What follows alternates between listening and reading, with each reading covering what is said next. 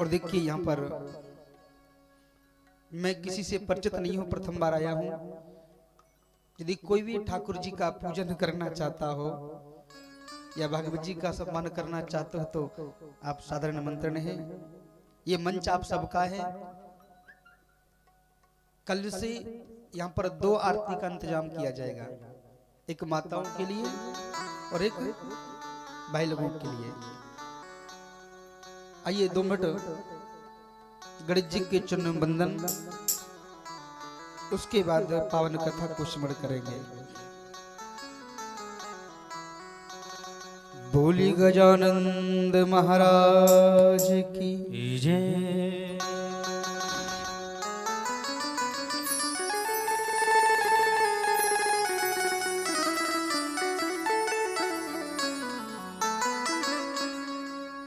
विघ्न हरण मंगल करण मारा गजरायक गजराज।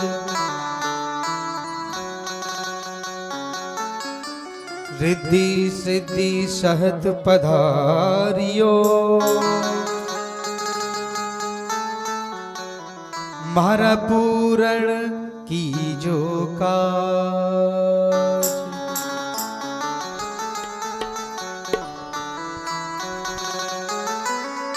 कि पहले गणपत पूज के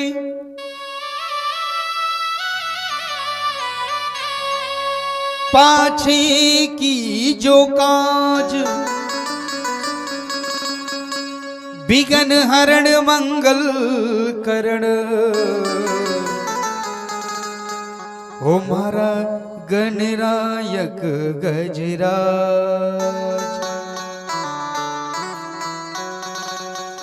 आइए इसे मिलकर के मनाते हैं गोविंद के लाल को। हो मारे सत्संग में रंग बरसावोनी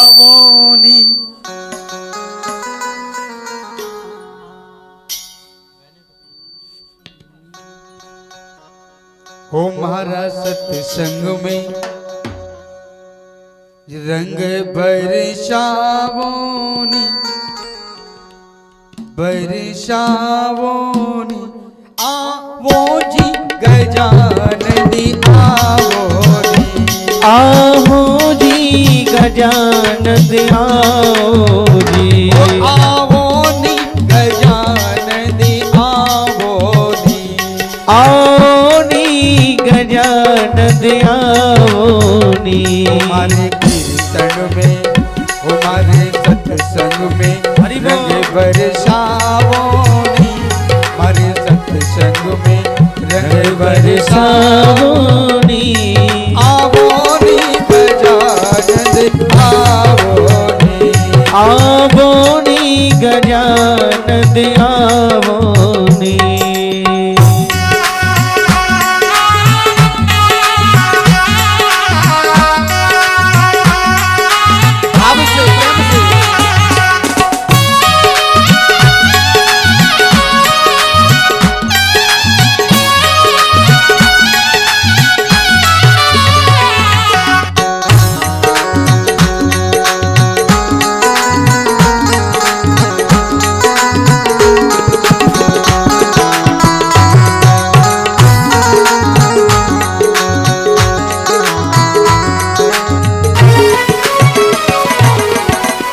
आप भी आओ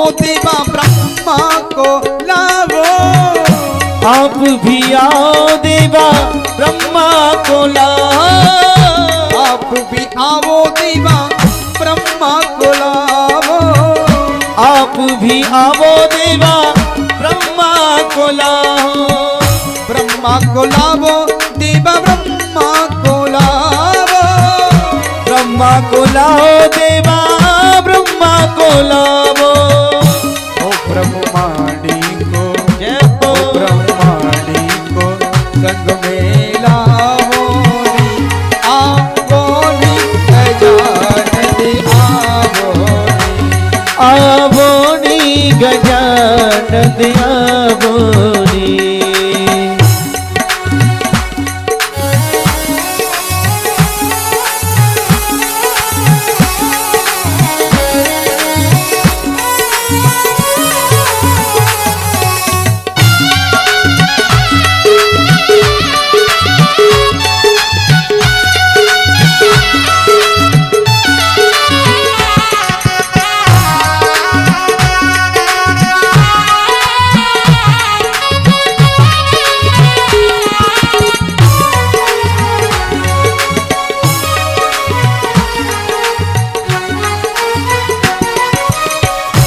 आप भी आवो देवा विष्णु को लावो।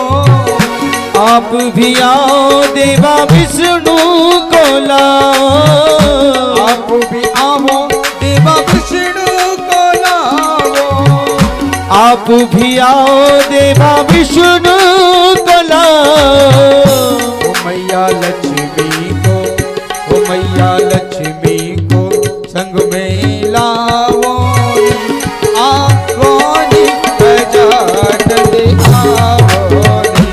हमारे सत्संग में देवा आवोनी, आवोनी गजानन आवोनी।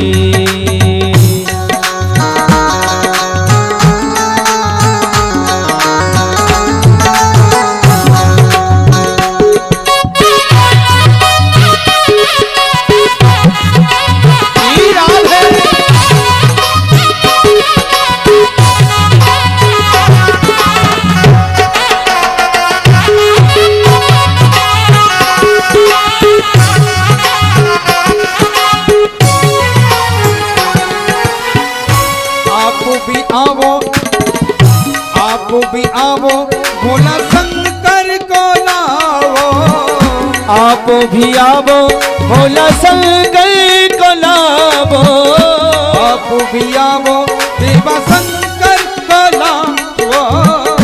आप भी आओ भोले शंकर को लाओ। ओ मैया गौरा को, जय हो मैया गौरा को संग में लावो नी, आवो नी गजानन आवो। आवोनी गजानन आवोनी। हमारा सत्संग में रंग बरसावो नी, आवो नी गजानन आवो। आवोनी गजानन आवोनी।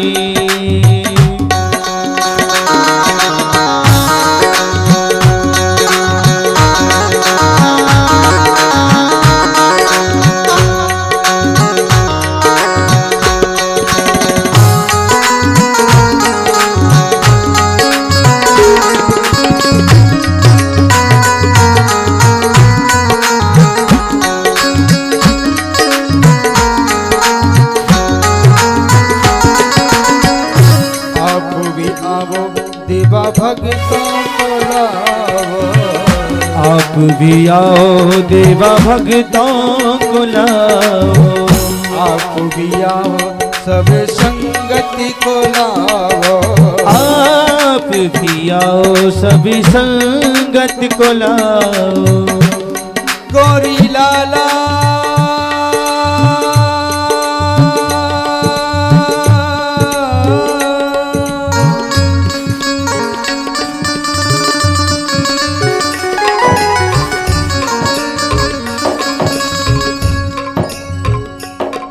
गजराज गजानन आवोनी, मारा पूरण की जो काज, पूरण की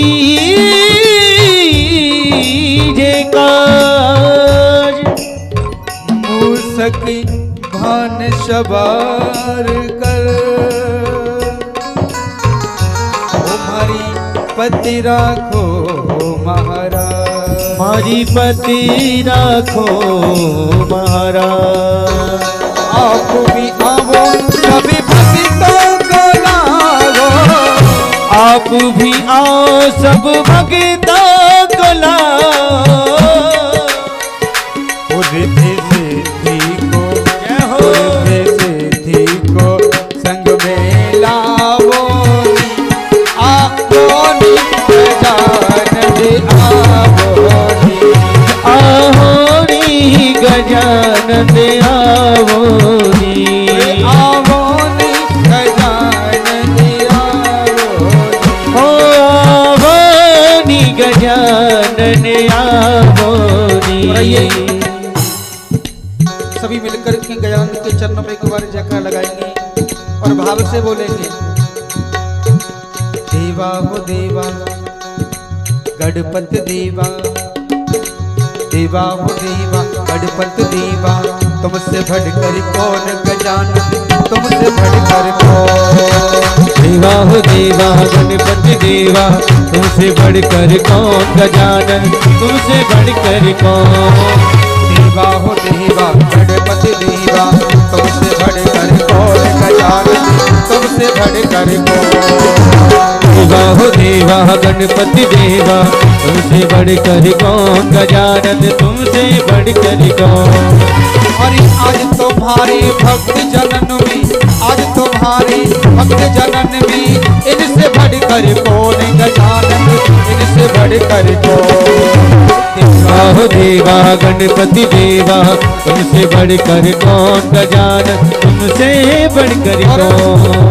एक नहीं दो नहीं तीन नहीं चार, एक नहीं दो नहीं तीन नहीं चार, एक नहीं दो नहीं तीन नहीं चार, एक नहीं दो नहीं तीन नहीं चार। तुमको मनाने बच्चे आए हैं हजार, तुमको मनाने आए बच्चे हजार। आ गए देखो हम आ गए, तुमको मनाने वाले शीश झुकाने वाले, तुमको मनाने वाले शीश झुकाने वाले देखो हम आ गए। ओम नमो गणेशाय, बोलो ओम नमो गणेशाय, ओम नमो गणेशाय, ओम नमो गणेशाय, ओम नमो गणेशाय, ओम नमो गणेशाय, ओम नमो गणेशाय, ओम नमो गणेशाय, ओम नमो गणेशाय, ओम नमो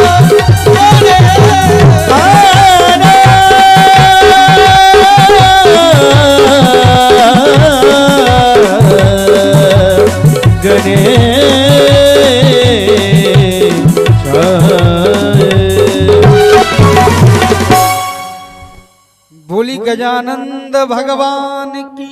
जय। देखिए आवाज क्लियर नहीं आ रही है ना,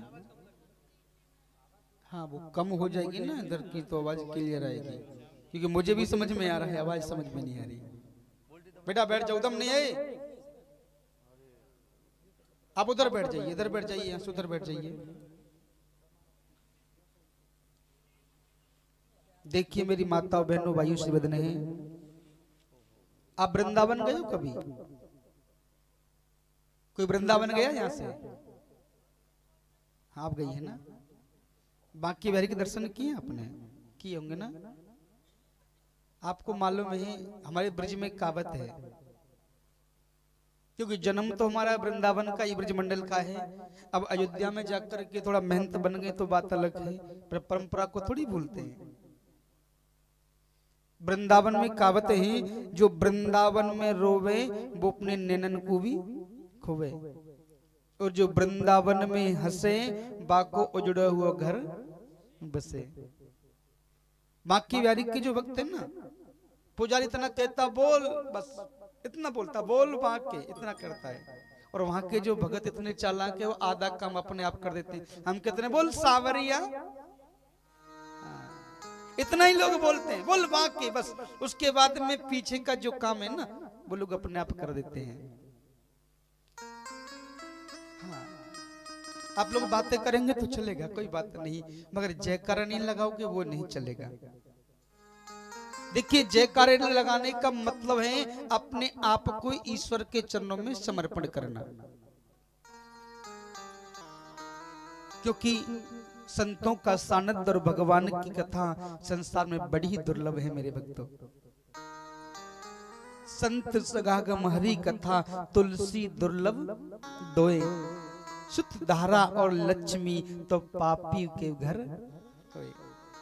धन की प्राप्ति, संतान की प्राप्ति, ऐश्वर्य की प्राप्ति तो पापी भी कर लेता है, मगर मेरे भाई बहनों संतों का सानिध्य भगवान की कथा बड़े भाग्य से मिलती है।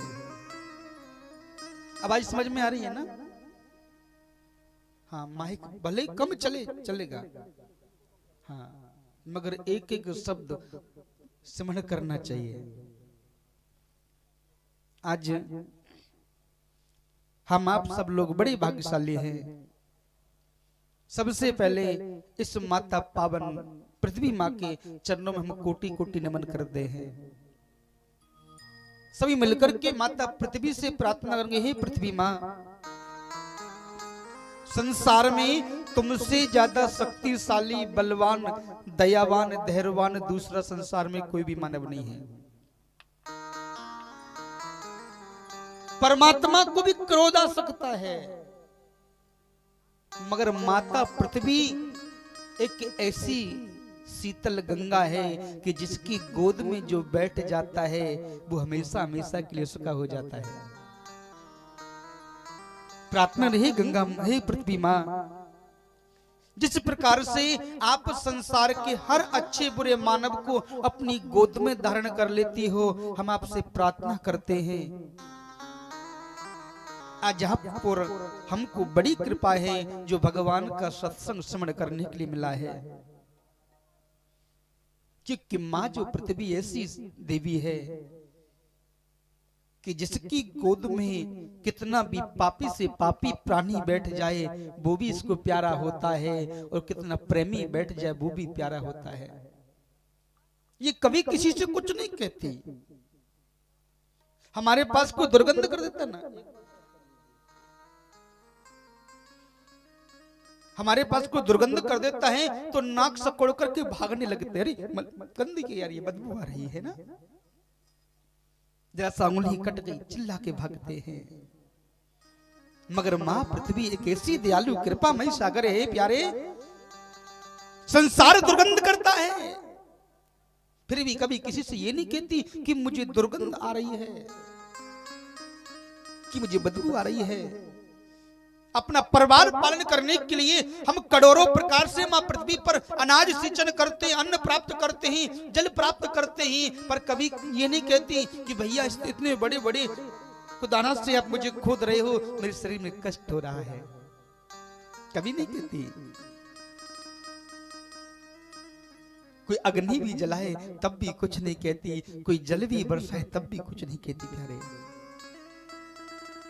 ऐसी मां पृथ्वी के चरणों में सबसे पहले कोटि कोटि नमन करते हैं, जिस मां पृथ्वी पर आने का हमको सौभाग्य प्राप्त हुआ है।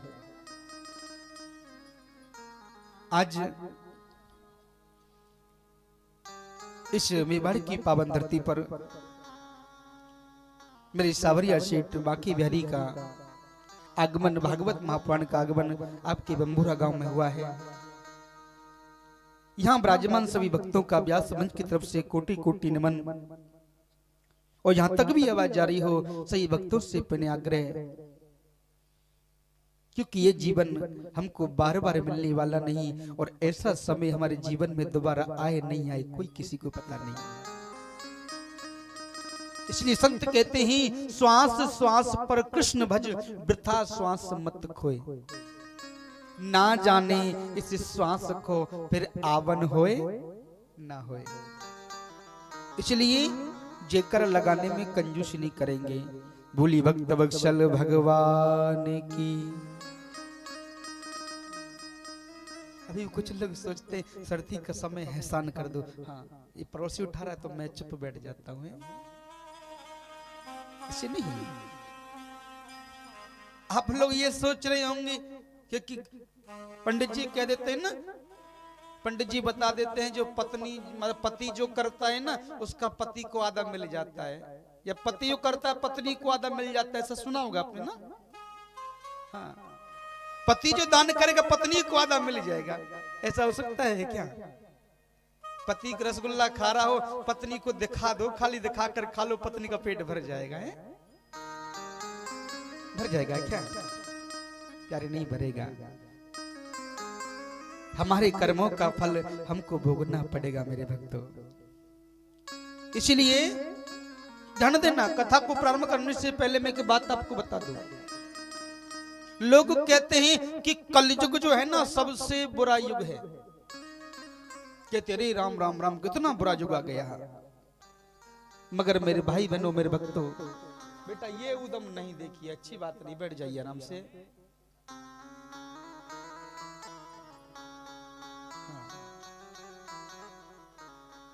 क्योंकि मैं आपसे निवेदन कर रहा हूं, बार बार समझा रहा हूं, बेटा आप लोग ही नहीं कथा सुन रहे, इस चैनल के माध्यम से लाखों लोग देश विदेश तक आपके गांव को देख रहे होंगे।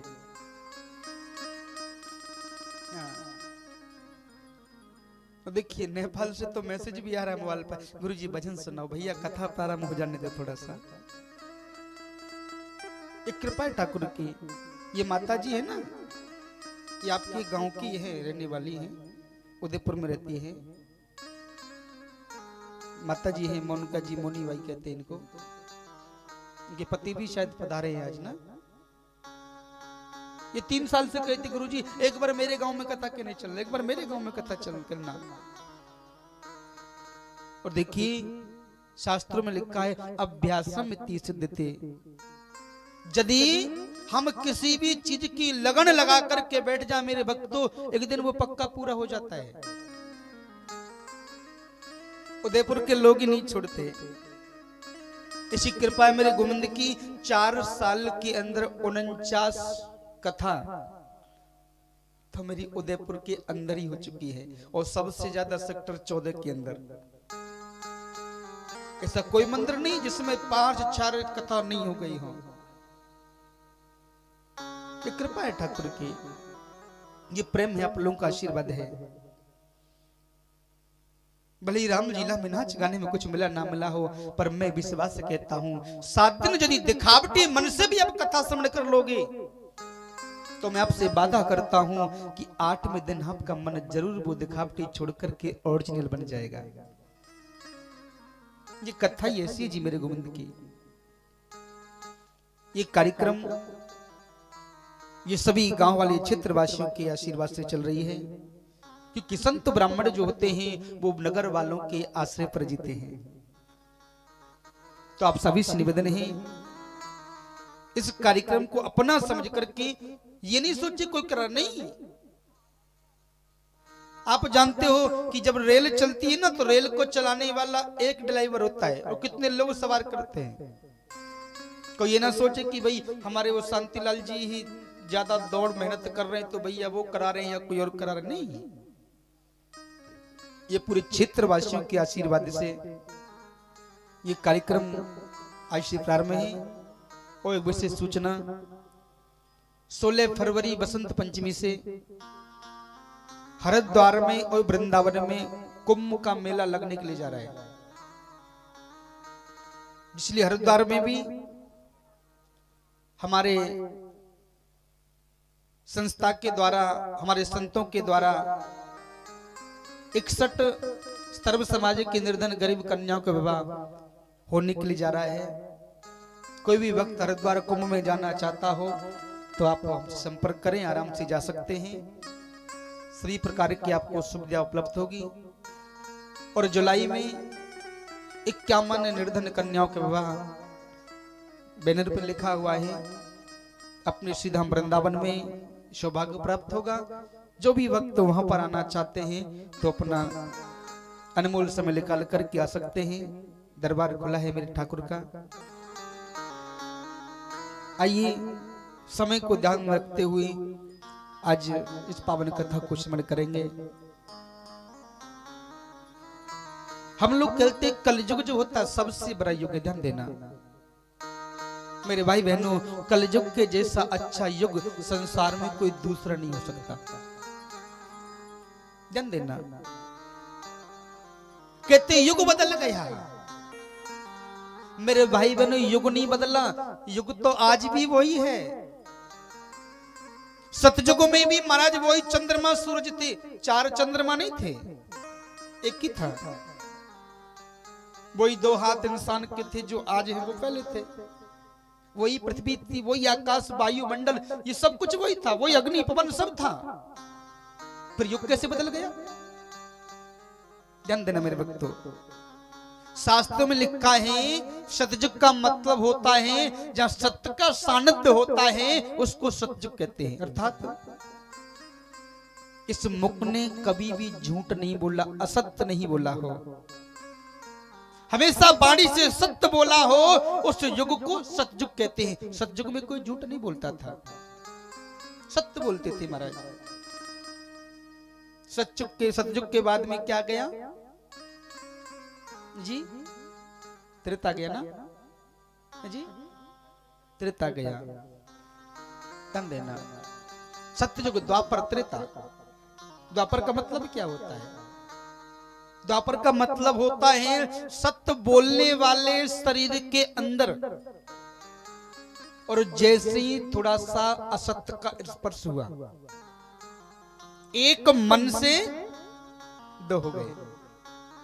सत्य बोलने वाले मुख में असत्य बोलना प्रारंभ कर दिया तो हमारा मुख एक है और वाणी 2, बातें 2 निकल रही, एक झूठ एक सत्य, तो क्या हो गया? द्वापर हो गया।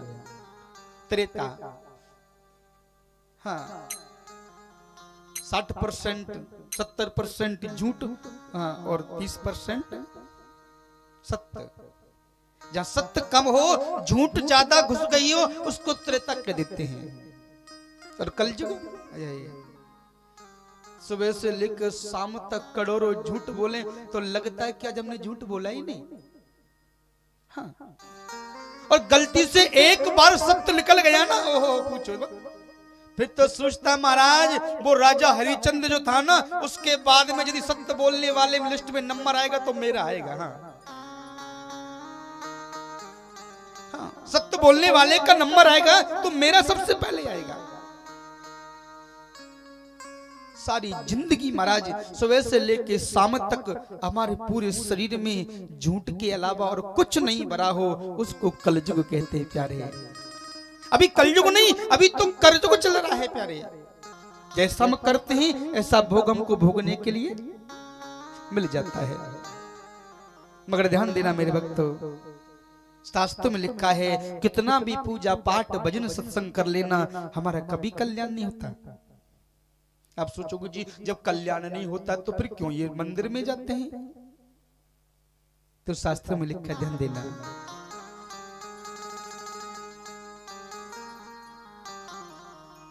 कि भजन साधना कितना कर ले, तेरा कल्याण नहीं होगा। क्यों? मात पिता की सेवा बिन तू भव से पार नहीं होगा, भव से पार नहीं होगा। जब तक माता पिता की सेवा नहीं करेगा ना, कितना भी मंदिर में जाकर के घंटा हिला लेना, कितना मत्था टेक लेना जाकर के, कभी आपका कल्याण होने वाला नहीं है। ईश्वर परमात्मा कहता है सबसे पहले अपने घर के देव, अपने परमात्मा, अपने ईश्वर, अपने माँ बाप को मना ले। वो यदि मन गया तो मुझे मनाने की जितनी मैं तो अपने आप मान जाऊंगा। जब तेरे घर के देव रूठे हुए हैं तो कितना भी तू गंगा यमुना में गोता लगा ले प्यारे, तुम्हारा कल्याण कभी होने वाला नहीं है। हम देखते हैं आजकल की माताओं की तो बात कर लगे है ना, कोई कहावत है ना, एक भजन है, आजकल की सासू ताने अपने घर में सह लेगी, किसी को नहीं बताएगी, और जो बहू ने कुछ कहा वो अपने दिल के अंदर सह लेगी ना, तभी कुछ होने वाला नहीं, बाकी कुछ नहीं होगा। कि आजकल की सासू ताने अपने दिल में सह लेगी, कि सास करेगी बहू की सेवा, तब साजे में रह लेगी, तब साजे में रह लेगी। यदि सासू माँ, हाँ घर में जो लाड़ी है ना बिंदड़ियां, वाह उसकी बात माने, उसके लारे लारे पीछे पीछे चले ना दौड़े, तब तो वाह ठीक है, नहीं तो रोटा भी बंद और सुबह सुबह हाँपड़े के लिए पानी भी बंद। महाराज कुछ भी मिलने वाला नहीं है, वो बात सत्य है, मगर वो सोचती है वाह मैंने जो किया वो ठीक है। मगर ध्यान देना, कहते दाता के दरबार में बदला कोई ना जाए, और बोया पेड़ बमूल के तो आम कहां से, करने का फल तो भोगना पड़ेगा। आज तूने अपनी सासू के साथ ऐसा किया है, आने वाले समय पर तेरी महाराज बहू भी तेरे साथ में ऐसा ही करेगी, पक्की बात है। आजकल के बच्चों को समझाने के लिए तो नहीं, ये तो गर्भ से ही कंप्यूटर बन करके पैदा होते हैं महाराज। हाँ क्यों हम लोग पहली बार कथा श्रवण कर रहे हैं, क्यों? उसका कारण है महाराज, क्यों? जो पहले जो घर में जो भाई लोग थे ना, माता पिता थे, माताएं थी, प्रत्येक दिन घर में अपने अपने घर में गीता रामायण का पाठ पढ़ती थी, 1 अध्याय 2 अध्याय, इसलिए उनकी संतान थी, ज्ञानी पैदा होती थी, संत महात्मा ऋषि पैदा होते थे। आजकल तो वो एक आता ना, मोटे मोटे लीड आती है कान में, वो लगा ली और बस गाना चला हुआ, इधर पूड़ी जल रही है, इधर पति चिल्ला रहा नमक दे जाओ, मगर वो गाने में मस्त है। मर्यादा नहीं है महाराज। पहले जमाने की माता घर में भोजन बनाती थी, गाय के गोबर से चौका लगा करके आंगन को लिपती, पवित्र करती, जूते चप्पल घर के अंदर प्रवेश नहीं, मुख से कपड़ा बांध लेती, कहीं बात करने में कहीं मुख से थूक नहीं गिर जाए, इतनी पवित्रता। तब उनके घर में भगवान आते थे। और आजकल पत्नी जी खाना लेके जाएगी, पति से कहती है सब्जी बहुत अच्छी बनी है, सब्जी बहुत अच्छी बनी है। अब उसको कैसे पता सब्जी अच्छी बनी है? क्योंकि आप जानते हो खाना बनाया, नमक डाला, चम्मच से लिया, नमक कम है और डाल दो, मिर्च लिया, तुरंत नमक चम्मच से चेक किया, कम से कम सब्जी बनाने में 10 बार तो झूठा कर लेना, कम से कम, और देखा फिक्स हो गया, हाँ अरे सब्जी बहुत अच्छी बनी है जी आज। अरे भगवान ने झूठा करके खिलाओगे तो अच्छी तो बनेगी ना। हाँ फिर कहते हैं अब विचार करिए, हमारे झूठा भोजन हम उसको भगवान को कैसे पढ़ सकते हैं? अरे भगवान को भी स्वीकार करेगा क्या? विचार करिए। और भगवान गलती से झूठा स्वीकार कर भी लेना तो आजकल तो करने लायक भोजन है ही नहीं, क्योंकि आलू भले ही 2 होंगे पर लहसुन कांदा तो कम से कम 250 ग्राम डालना है, कम से कम, ज्यादा कम नहीं पड़ना चाहिए। जितनी सब्जी मसाले नहीं होंगे इतना कांदा और लहसुन डाल दिया जाता है, जो दुर्गंध के मारे भगवान भागने लगे प्यारे। फिर कहते महाराज मारी भगवान तो सुने ही ना। हे भगवान, भगवान कभी अपने भक्तों से दूर नहीं होता मेरे भक्तों, मगर भगवान को बुलाने के लिए मन में विश्वास धारणा होनी चाहिए। ध्यान देना, ये सत्संग क्या है? ये ज्ञान की कथा है, वैराग्य की कथा है मेरे भक्तों।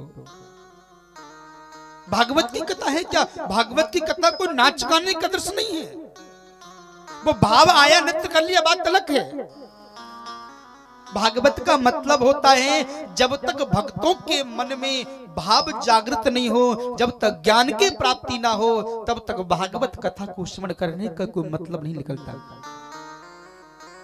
मैं कभी नहीं कहता कि भैया आप नाचो, हाँ जयकार लगाने के लिए जरूर कहता हूँ, क्योंकि जयकार लगाने से वाणी पवित्र होती है, मुख शुद्ध होता है, वो अपनी भावना है। आज हम लोग बार बार कहते हैं कि जय सच्चिदानंद, जय सच्चिदानंद। हम परमात्मा का नाम सच्चिदानंद के नाम से जानते हैं, मगर ये नहीं जानते कि सच्चिदानंद का मतलब क्या होता है। ये जानने के लिए करोड़ों संत भटकने लगे प्यारे। एक बार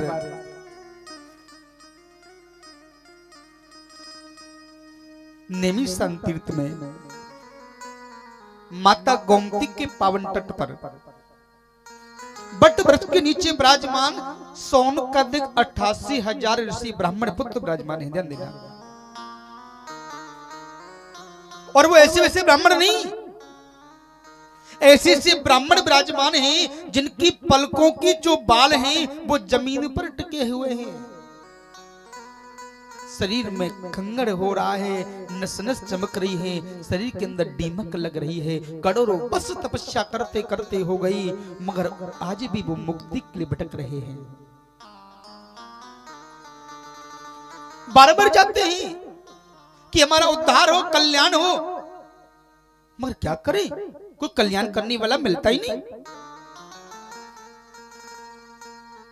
एक दिन नेमिशान तीर्थ में 88,000 ऋषि बैठे हैं। प्रातः काल का समय है। एक 16 साल के हमारे युवा संत हैं जिनका नाम है महात्मा सूजी मुनि।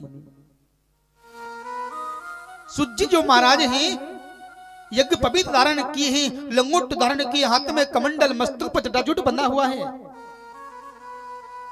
प्रातः काल गोमती के पावन तट पर पहुंची, संतों ने देखा और देख करके आई तो हाथ जोड़ करके खड़े हो गए।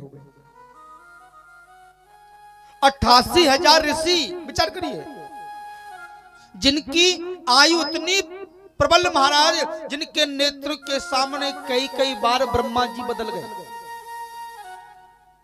और विचार करिए, ब्रह्मा जी को ऐसे नहीं बदल जाते। आपने विष्णु भगवान का नाम सुना होगा। विष्णु एक पद होता है, ब्रह्मा एक पद होता है, इंद्र एक पद होता है। हम भगवान तो जानते हैं भगवान हैं, मगर एक पद होता है। हम लोगों का जब 1 साल पूरा होता है ना, 1 वर्ष, ब्रह्मा जी का तब 1 दिन पूरा होता है। ध्यान देना, हम लोगों का 1 साल और ब्रह्मा जी का 1 दिन। और जिनकी नेत्रों के सामने कई कई बार ब्रह्मा जी बदल गए हों, तो विचार करिए कितनी विशाल उम्र होगी उन संतों की। मगर वो संत एक 16 साल के संत को देख करके हाथ जोड़ करके खड़े हो गए। आसन से खड़े हो गए, हाथ जोड़ के प्रार्थना करने लगे। सूजी महाराज ने सोचा, लगता है मुझसे कोई अपराध हो गया है। अरे इतने संत, मुझसे ज्यादा उम्र वाले, आयु वाले संत मुझे देख करके खड़े हो गए, लगता है मैं गलत जगह पर आ गया। मन में विचार आया, इनसे पूछे तो सही आखिर कारण क्या है। हाथ जोड़ करके पूछा, गुरुदेव जितने भी संत महात्मा यहाँ पर विराजमान हैं, मैं देख रहा हूं आप एक से एक लंबी आयु वाले हैं, एक से धनवान हैं, एक से बलवान हैं, और मैं छोटा सा एक 16 साल का संत, और मुझे देखकर आप ये हाथ जोड़ करके खड़े हो गए, क्यों? मेरे ये समझ नहीं आता कि आप मेरा अपमान कर रहे हो या सम्मान कर रहे हो। जरा मुझे समझ आइए। बस समय हो गया। 88,000 संत हाथ जोड़ के बोले, गुरुदेव बस करो, बहुत कह लिया। अब आप कहोगे नहीं, आप सिर्फ सुनोगे। सूजी महाराज तो चुप हो गए। 88,000 सोन का ऋषि बोले, महाराज आपने अभी कहा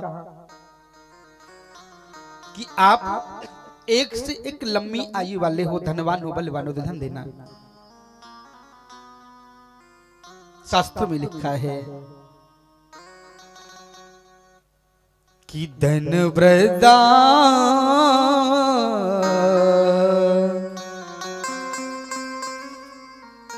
बल वृद्धा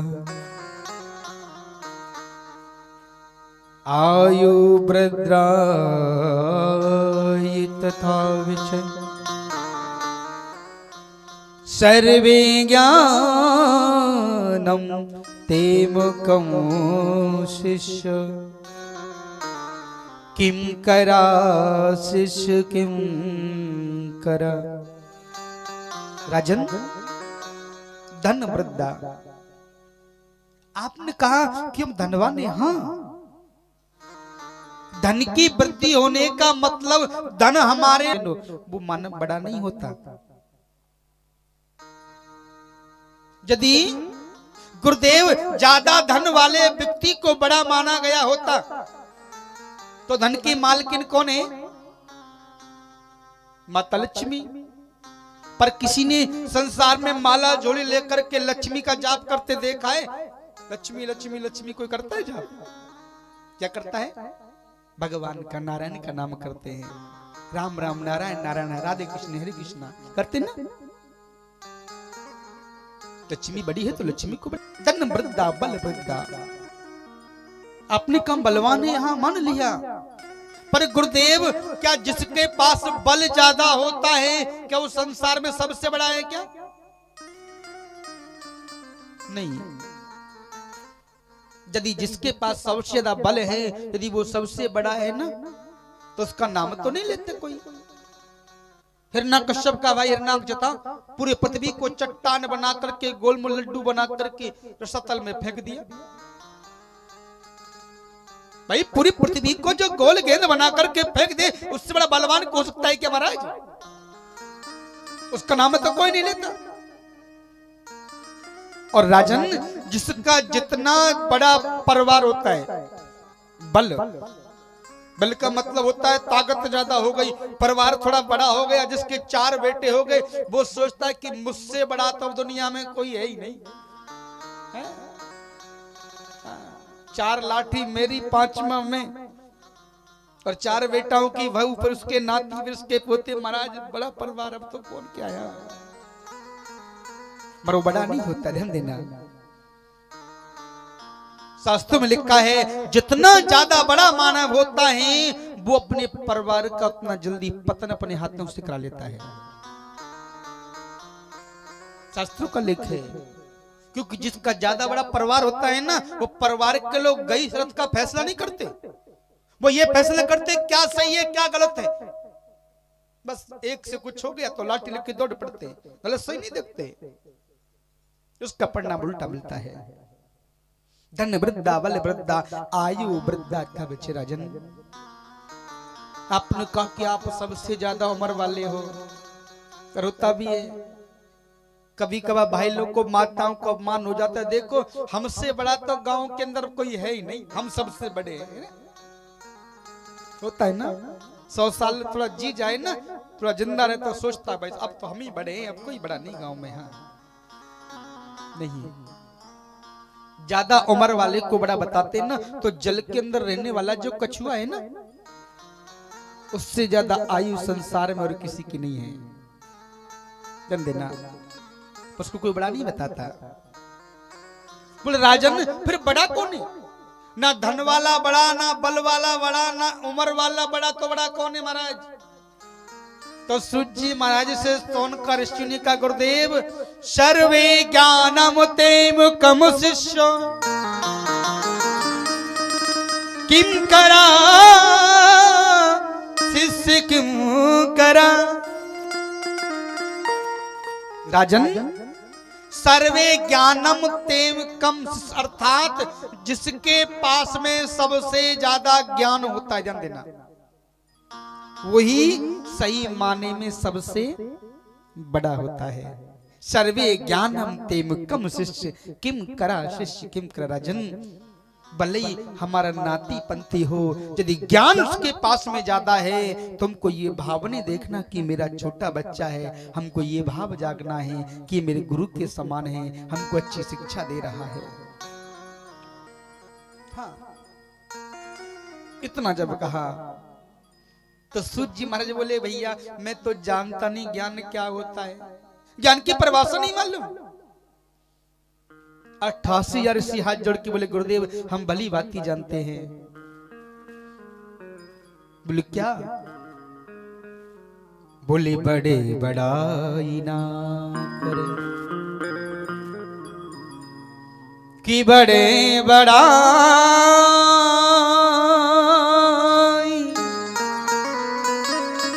ना करे, बड़े ना बोलती वो,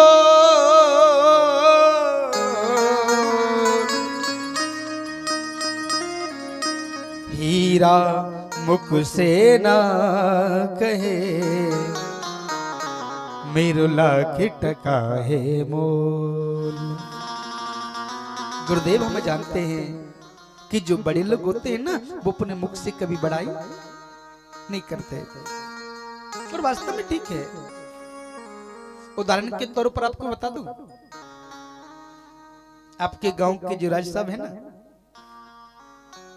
राजा साहब जो हैं, क्या बोलते हैं यहाँ पर, राजा साहब बोलते हैं ना, बाबू जी बोलते हैं। प्रथम बार हम आए थे ना तो कहा कि बाबू जी के पास जाओ, उन्होंने हाँ कर दिया, समझ लो सब हो जाएंगे। हम मन में सोचते राजा हैं भाई, कैसे मन में था, मगर जब उनके सानिध में पहुंची तो देखने से जरा भी नहीं लगा कि राजा साहब हैं। क्यों? क्योंकि ध्यान देना, शास्त्रों में लिखा है कि कागा किसी का धन हरे, कि कोयल किसी का ले,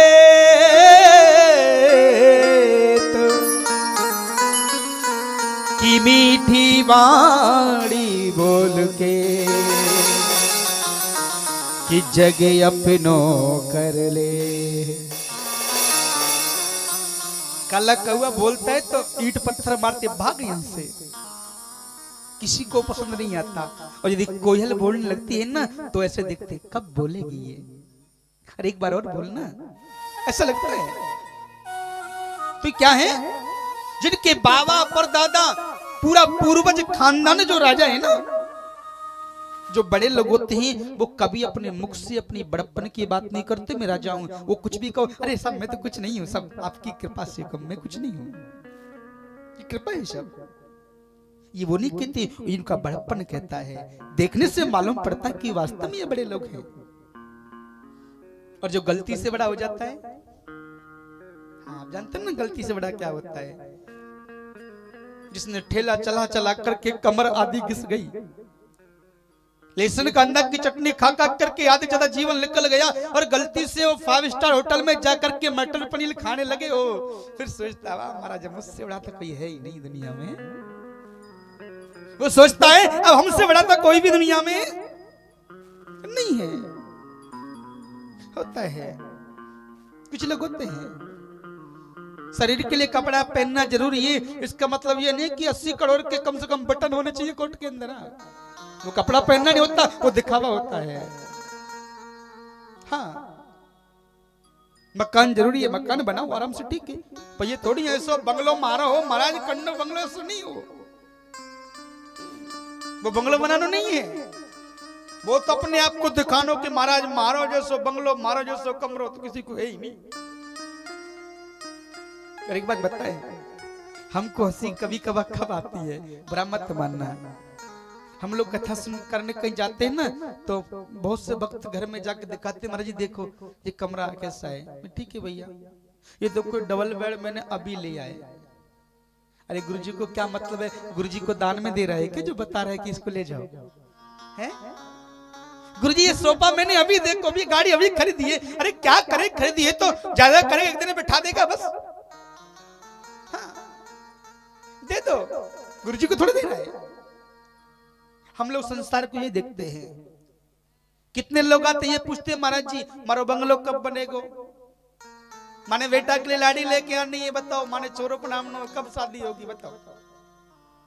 कोई कहे मारी लाड़ी मारी बात नहीं माने, कोई माता कहती मारो आदमी मारी बात नहीं माने, मगर ऐसी कोई भी भक्त आज तक नहीं आता बोले महाराज माने कोई ऐसी कथा सुनाओ, कोई ऐसा मार्ग बताओ कि मारो जो तार है ना वो मेरे कनुड़ा से कब जुड़ेगा,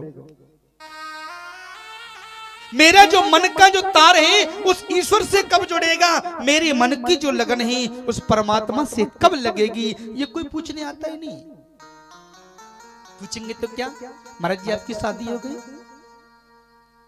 महाराज जी मकान कितने बड़ो है, के भाई हैं, ये कब पूछा जाता है, ध्यान देना, ये तब पूछा जाता है जब कहीं बिटिया की शादी करने जाते हैं। कितने बड़ो परिवार है भैया, कितने लोग हैं, कितने बड़े छोटे। अरे जिससे कोई लेना नहीं देना नहीं, बेफालतू की बातों से क्या निकलता है। मगर देखिए संत ने कहा महाराज धन वाला बल वाला नहीं, सर्वे ज्ञानम तेम की शिष्य, मुझे तो सिर्फ ज्ञान सुनाइए बस। और फिर भी संत ने सब गुण संपूर्ण होने के बाद कहा मैं तो कुछ जानता ही नहीं, ज्ञान होता क्या है। बोले गुरुदेव हम जानते हैं बड़े लोग अपने मुख से कभी अपनी बड़ाई नहीं करते, और बात भी सत्य है।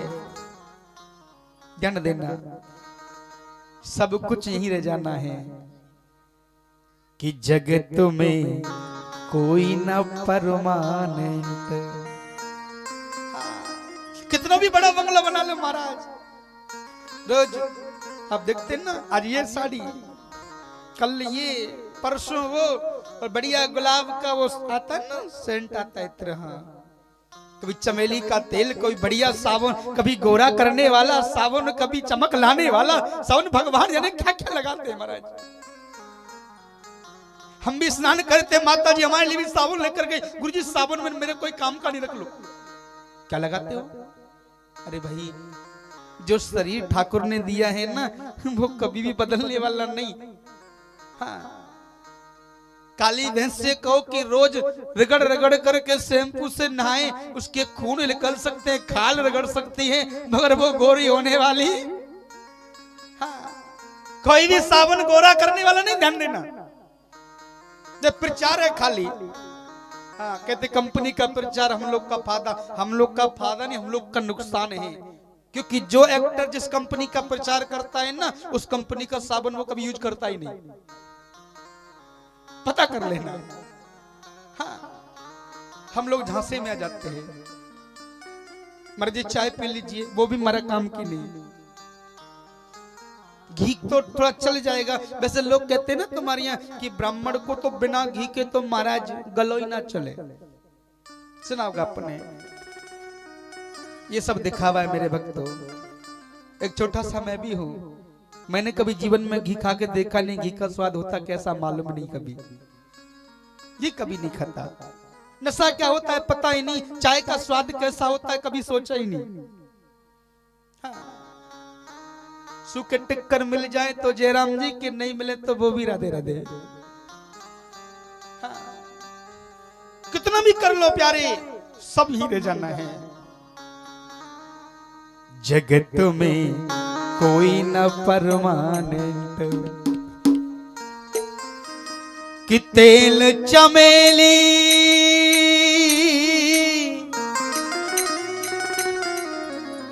कि तेल चमेली चंदन साबुन, वो तुम रोज लगाओ सेंट, जगत में कोई न परमानेंट। सब यही रह जाना है प्यारे, इसलिए भाव से बोलेंगे।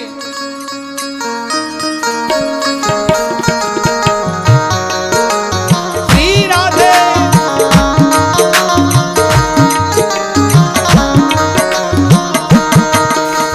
देखिए मेरा निवेदन है आप लोगों से, भगवान के दरबार में कुछ भी नहीं करो ना, मुख से भी नहीं बोल पाओ तो धीरे धीरे। हाँ, शास्त्रों में लिखा है ताली बजाने से बहुत फायदा है माताओं।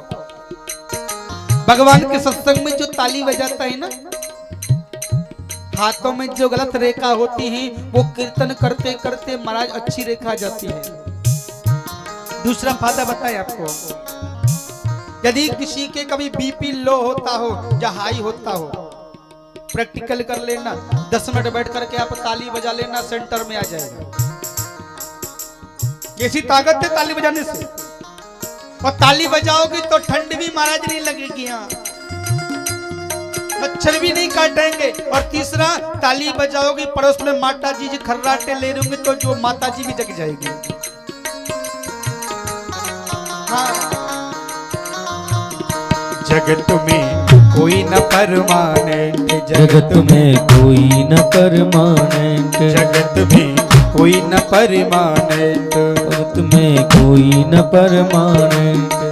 अरे तेल चमेली चंदन सावन, तेल चमेली चंदन सावन, ओ तेल चमेली चंदन सावन रोज लगाओ सेंट, जगत में कोई न परमानेंट, जगत में कोई न परमानेंट। श्री राधे।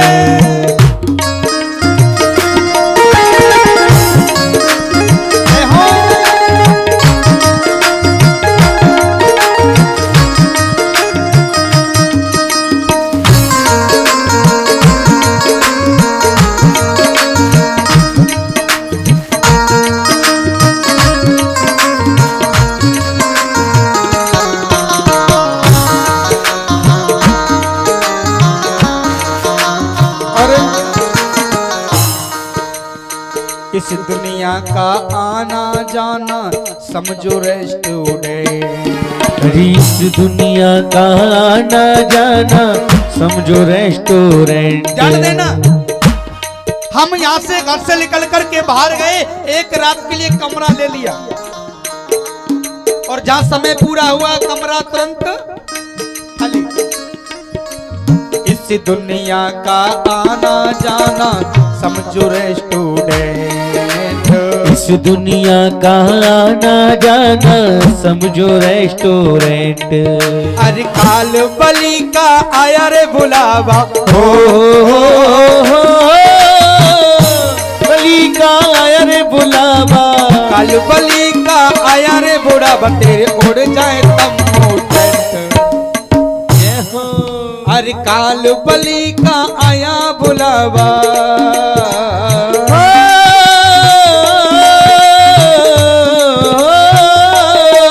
अरे काल बलि का आया बुलावा, तेरे उड़ जाए तम्बू टेंट, जगत में कोई न परमानेंट, जगत में कोई न परमानेंट। श्री राधे।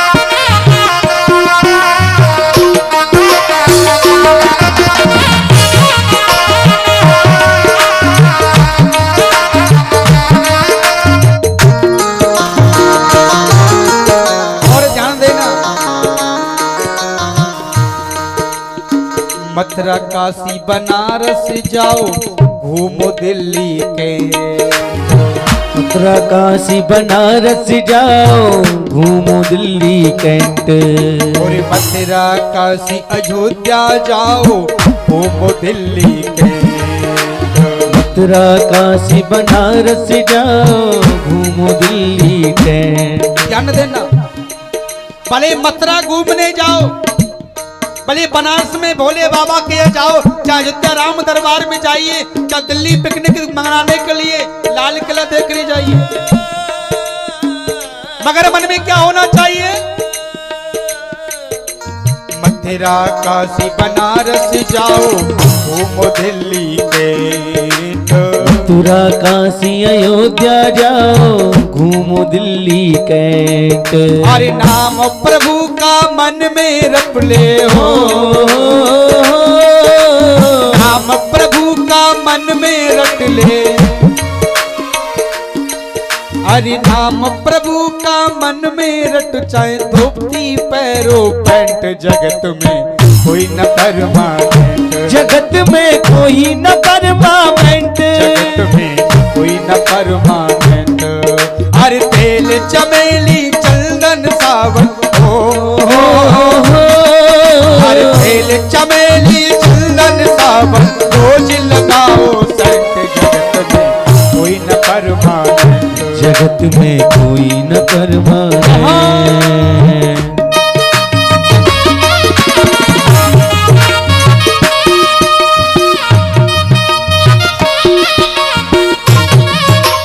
श्री राधे।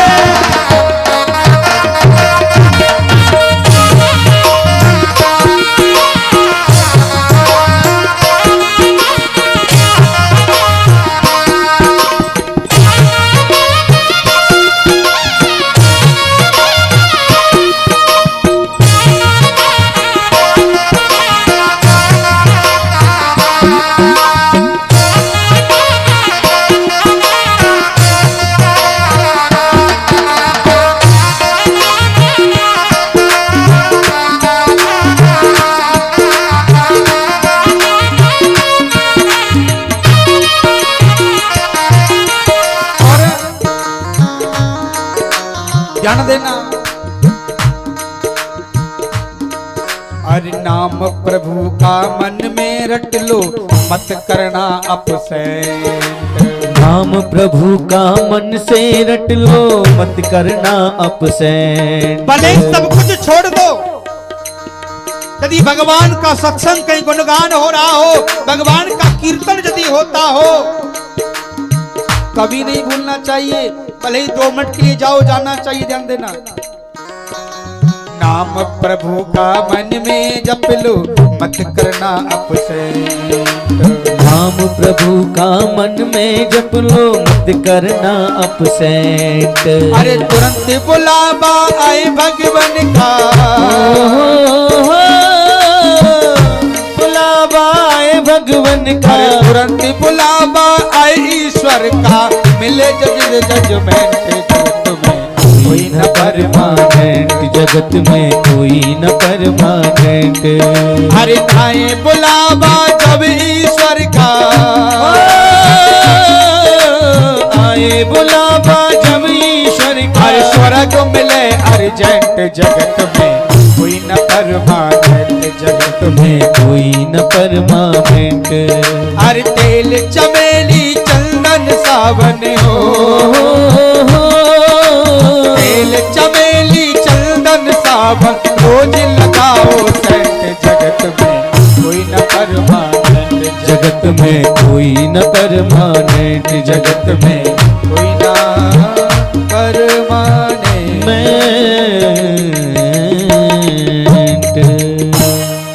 बोली भक्त बख्शल भगवान की जय। बोली सावरिया सेठ की। भाई वाह, बहुत सुंदर।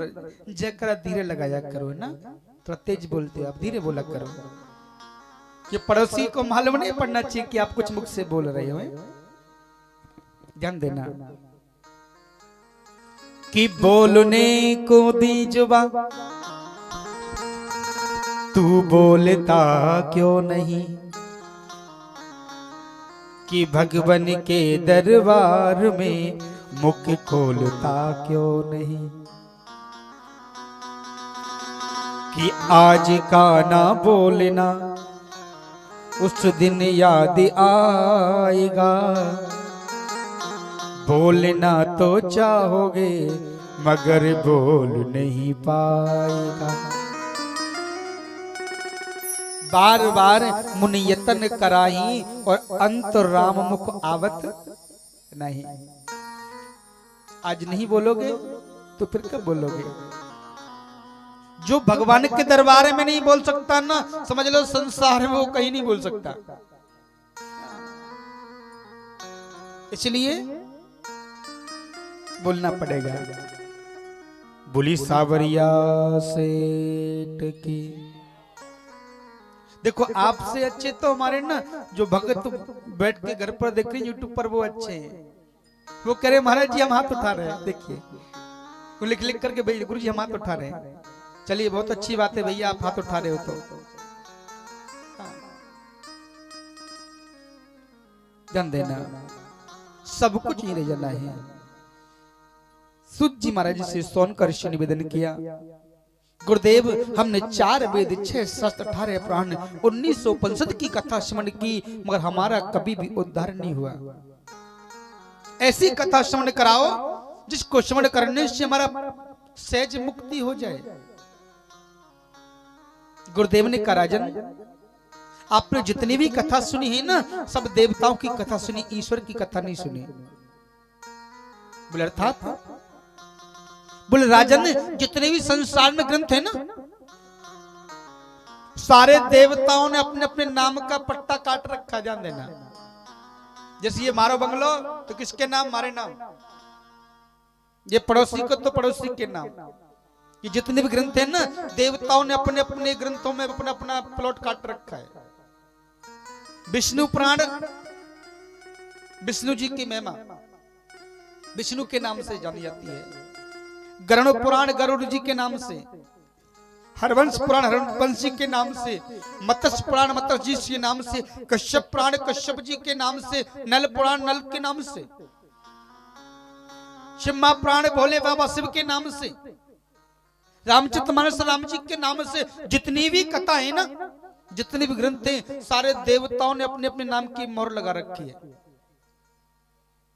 मगर ये श्रीमद् भागवत की जो कथा है मेरे भक्तों, इसमें किसी देवी देवता का नाम नहीं है। श्री जो शब्द होता है वो सम्मान्य शब्द होता है, और आसक्ति जगदम्बा का नाम है। श्रीमद् भागवत की कथा जिसमें चारों वेदों का भेद छुपा होता है, उसको भागवत की कथा, संतों की, भक्तों की कथा कहते हैं। भागवत की महापुराण की कथा में सारे ग्रंथों की सूक्ष्म कथा आती है। गुरुदेव मुझे भागवत सुनाओ। सूर्य महाराज ने कहा कथा तो सुना दूंगा, कथा सुनने का कुछ नियम है। बोले आप बताओ ना, हम स्मरण करेंगे। तो ध्यान देना, जो भागवत में लिखा है ना, उस नियम की बात करें ना तो पूरे भारतवर्ष में चैलेंज दे रहा हूं मैं। ना तो कोई कथा कहने वाला वक्ता मिलेगा और ना कोई कथा श्रवण करने वाला कोई श्रोता मिलेगा आज के समय पर। गुरुदेव ऐसा क्या है? तो सूची महाराज ने कहा राजन, भागवत में सबसे पहला नेम कथा श्रवण करने का। कथा श्रवण करने वाले वक्ताओं को और कथा कहने वाले महाराज वक्ता को और कथा श्रवण करने वाले श्रोताओं को, दोनों को निराजल व्रत रह करके कथा सुननी चाहिए। निराजल व्रत का मतलब होता है एक मुख, अपने मुख में एक बूंद जल नहीं डाल सकते। और ये साधन की कथा नहीं, हरि अनंत हरि कथा दंता। करोड़ों वर्ष बीत जाए पर कथा का कोई भी महाराज छोर नजर नहीं आए, ऐसी कथा। आदि संत बोले बस करो महाराज, जैसे तैसे तो जिंदे बैठे हैं, 2-4 दिन में राम नाम सत्य हो जाएगा, तारी कथा से तो हम ऐसी ठीक है। कुछ संत बोले महाराज कोई और सीधा उपाय हो तो बताओ ना। सूजी महाराज ने कहा दूसरा उपाय है, कथा सुनने वाले श्रोताओं को और कथा कहने वाले वक्ताओं को, दोनों को देसी घी पी करके कथा सुननी चाहिए। पढ़ लेना जी, मैं हाँ ऐसे नहीं कह रहा हूँ।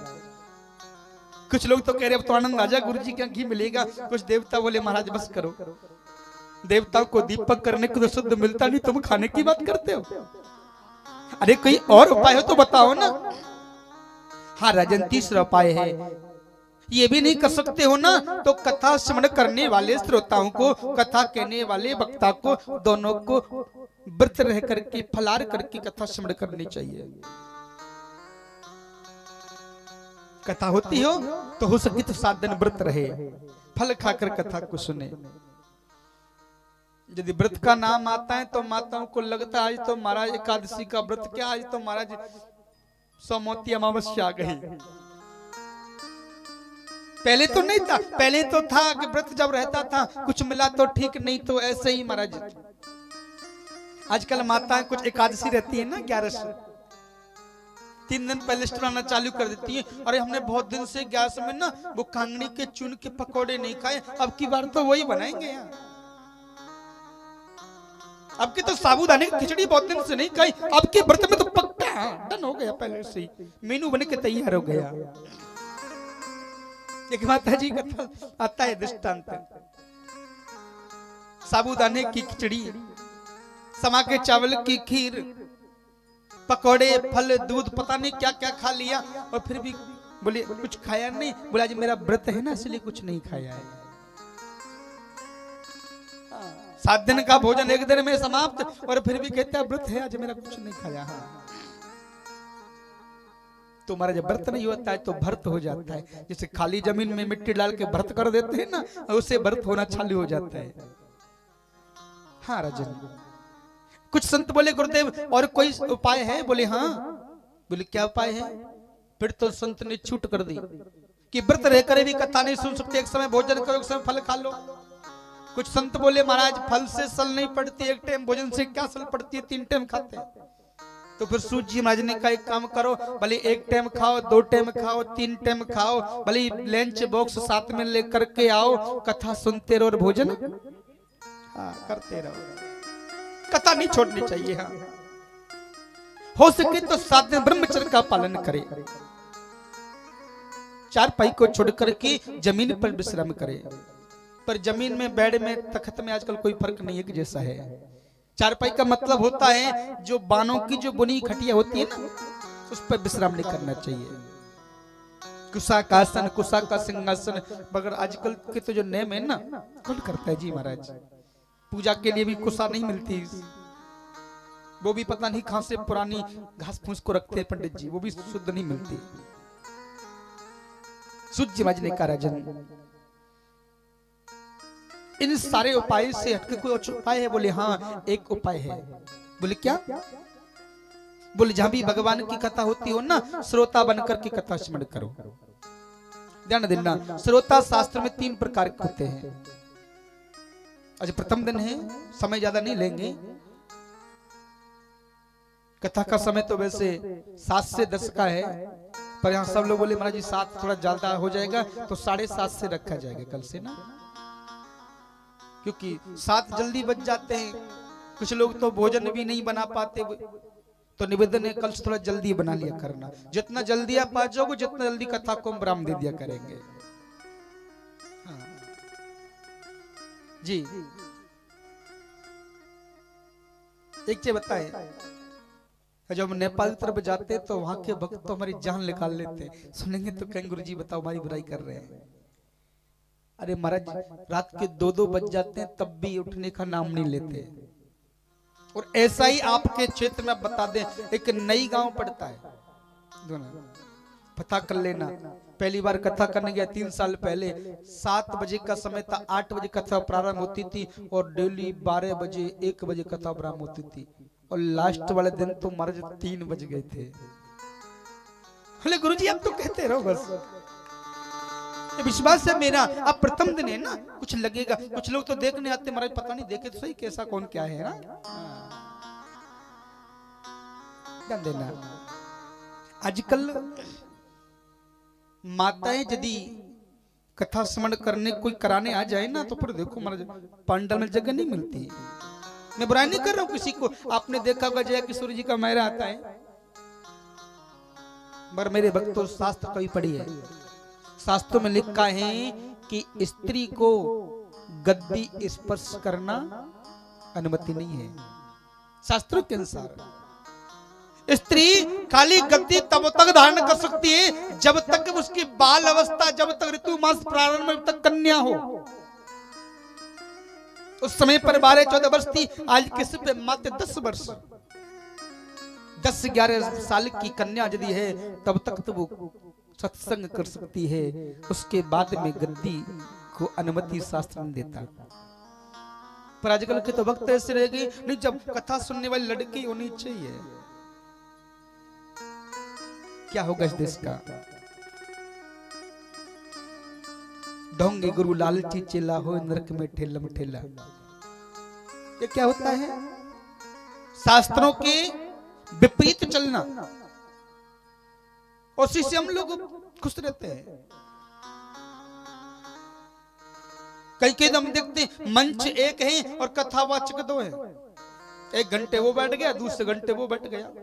बिहार में जाइए सत्संग होते हैं ना, वहां भी ऐसा होते हैं, 5-5, 6-6 वक्ता बुलाएंगे, 1 घंटा उसको समय, 1 घंटा उसको समय। अब ना तो ये मालूम पड़ता कौन नमक डाल के चला गया, ना मालूम पड़ता कौन हल्दी डाल करके चला गया। हाँ। तो गुरुदेव ने कहा राजन, भगवान की कथा को श्रोता बनकर के स्मरण करना चाहिए। श्रोता 3 प्रकार की होती है, ध्यान देना मेरे भक्तों। पहले नंबर का होता है श्रोता। श्रोता का मतलब होता है दोनों कानों से कथा को श्रवण किया, हृदय में उतार लिया, चिंतन मथन किया। पड़ोसी ने पूछा भैया कल कहाँ गए थे, नजर नहीं आई। कथा हो रही थी, कथा श्रवण करने गई। क्या सुना? जो आपने सुना उसको सुनाया, पूरा नहीं तो कुछ पंक्ति उसको सुना दी। वो होता है श्रोता। और दूसरे नंबर का होता है हमारे श्रोता। श्रोता जानते पान बेचने वाला जो पनवाड़ी होता है ना, उसके पास होता है जो सपाड़ी को काटता है। श्रोता क्या करेगा? बोले चलो कथा हो रही है, वृंदावन से कोई बाबा है, अयोध्या से चले तो सही देखने के लिए। और पांडाल में गुस्सा, वहीं से घुस करके ताकना झांकना चालू। टेंट तो ठीक लगा है, व्यवस्था ठीक नहीं है। व्यवस्था तो ठीक है कि लोग ठीक नहीं, लोग ठीक की तो बजाने वाला ठीक नहीं, बजाने वाला ठीक की तो कथा कहने वाला ठीक नहीं, उसको कथा से कोई लेना देना नहीं। 3 घंटा सिपाही की तरह काटने का काम सरोता ने किया। हाँ, कथा से कोई लेना देना नहीं। ज्ञानी बन करके आते, ध्यान देना, शास्त्रों में लिखा है कि ज्ञानी बनकर के जीवन में कभी उस परमात्मा की कृपा को प्राप्त नहीं कर सकता। यदि परमात्मा की कृपा प्राप्त करनी है मेरे भक्तों, तो प्रेमी बनकर के, सेवक बनकर के, भक्त बनकर के प्राप्त कीजिए, सहज में प्राप्त हो जाएगा। क्यों? ज्ञानी कभी कथा श्रवण नहीं करता, ज्ञानी तो नुक्स कमी ढूंढता है। वो आए थे, उन्होंने ये सुनाया, इन्होंने तो सुनाया ही नहीं। अरे मेरे भक्तों, ये भगवान की कथा है। ये 2400 घंटे करोड़ों वर्ष भी हम कथा को स्मरण करें, तब भी भगवान की कथा कभी विराम होने वाली नहीं। हरि अनंतरी कथा अनंता, इसका कोई भी और छोर नहीं भक्तों। 30 नंबर का जहां होता है ना कथा स्मरण करने वाला, वहां बड़ी शांति होती है। 30 नंबर का कौन है? बोल 30 नंबर का होता है श्रोता। श्रोता का मतलब क्या आप जानते होंगे ना? हाँ, श्रोता का मतलब होता है घर में गए, घर में दिन भर बच्चे परेशान किए, समय नहीं मिलता, देखा पंडित जी कथा करने के लिए आए, चलो गर्मी का समय है, आहा कूलर के सामने बैठ के अच्छी अच्छी हवा आ रही है, और लगाया टेंट के खम्भे से कमर और लंबा सा घूमट, और 3 घंटे कब निकल गए पता ही नहीं चला महाराज। जयकारा लगा, एकदम से आंख खुली, प्रसाद लिया, घर चले। फिर बोले पंडित जी आप कथा बहुत अच्छी करते हो, कथा बहुत अच्छी है आपकी।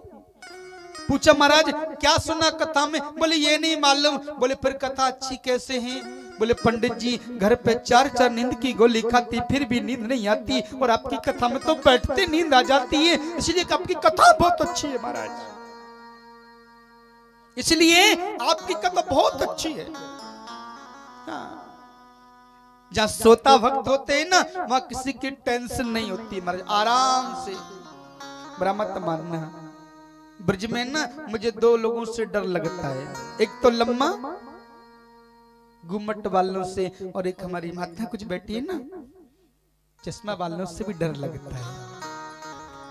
क्योंकि आंख तो नजर आती नहीं, कांची कांच नजर आता है, ना तो सोने की मालूम पड़ती ना जागने की मालूम पड़ती। जब इधर उधर हले तब मालूम पड़ता कि हाँ ये जगे हुए हैं। इसलिए बार बार हम लोग जयकार लगवा लेते हैं। देखिए जयकार लगाने का कारण भी है। रामचरितमानस में वर्णन आता है कि महाराज रावण का जो छोटा भाई था ना, जिसका नाम था कुंभकर्ण, कुंभकर्ण की पत्नी का नाम था निंद्रा देवी। जब राम जी ने मार दिया, निंद्रा बोली तुमने मेरे पति को मार दिया, अब मैं कहां जाऊं? राम जी बोले कहीं भी जाओ, मुझे क्या करना? निंद्रा देवी ने कहा मैं तुम्हारा बहुत नुकसान करूंगी। बोले मेरा क्या करोगी? बोले जहां भी तुम्हारी कथा होगी ना, मैं तुम्हारे भक्तों के सर पर जाकर के बैठ जाऊंगी, वो सो जाया करेंगे, कोई भी बैकुंठ नहीं जाएगा। राम जी बोले तुम चिंता मत करो, मैं भी अपने भक्तों को समझा करके भेजूंगा कि बीच बीच में जयकारा लगवाते रहना, ना तो तुमको सोने देंगे और ना तुम बैकुंठ से जाने से रोक पाओगे।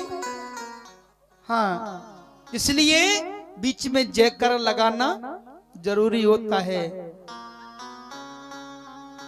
नींदरिया तो ये बेकिदऊं जो कोई ले ले मोल, इसको कोई खरीदने वाला ही नहीं है प्यारे। नींद को कोई खरीदने वाला नहीं है। यदि कोई खरीदने वाला मिल जाए तो मुझे बताना, सबसे पहले मैं बेचूंगा। क्योंकि 1:30 बजे 2 बजे तो मैं विश्राम करता हूँ, 3:15 बजे फिक्स जग जाता हूँ। ये 2 घंटे की नींद भी परेशान करती है। कोई मिल जाए खरीदने वाला तो ये भी बेच दूं, झंझटी खत्म महाराज, झंझटी खत्म हो जाए। यहाँ लोग देखते हैं सुबह 10 बजे तो भेड़ से चिल्लाएंगे अरे देवी चाय बनी की नहीं। जब देवी जी पहुंच गई कप लेकर के, हाँ प्रातः काल कफ दर्शनम। शास्त्रों में लिखा है प्रातः काले कर दर्शनम, हमको सबसे पहले जग करके नेत्र को मीड़ करके अपने हाथों के दर्शन करने चाहिए। श्री भगवान विराजमान है, मगर हाथों के दर्शन नहीं, प्रातः काल कफ दर्शनम, चाय के कप के दर्शन करते हैं। ध्यान देना, आजकल तो माता भी कुछ ऐसी हो गई है। शास्त्रों में लिखा है कि प्रातः काल 4 बजे माताओं को जग करके सबसे पहले घर में झाड़ू लगा देना चाहिए, क्योंकि भोर के समय पर लक्ष्मी का आगमन होता है। माता लक्ष्मी नंगे पैर चल करके घर में आती है, और प्रातः काल जब लक्ष्मी नंगे पैर चल कर आती है ना, तो हमारे घर के अंदर विराजमान होती है, घर का कल्याण होता है, धन की वृद्धि होती है। पर आजकल तो 8 बजे तो ताला खोलते हैं, लक्ष्मी जी आएंगे तो वापस लौट जाते होंगे, हमारी जरूरत ही नहीं है इसको, चलो भैया। हाँ, और होता है भक्तों। सूत जी महाराज ने सोनकर ऋषियों को आज बताया, राजन मैं आपको भगवान की भागवत कथा को स्मरण कराता हूँ। सूत जी महाराज कहते सोनकर ऋषियों, आज सूत जी महाराज ने श्रीमद् भागवत महापुराण के आज महत्तम के प्रथम श्लोक का वर्णन किया।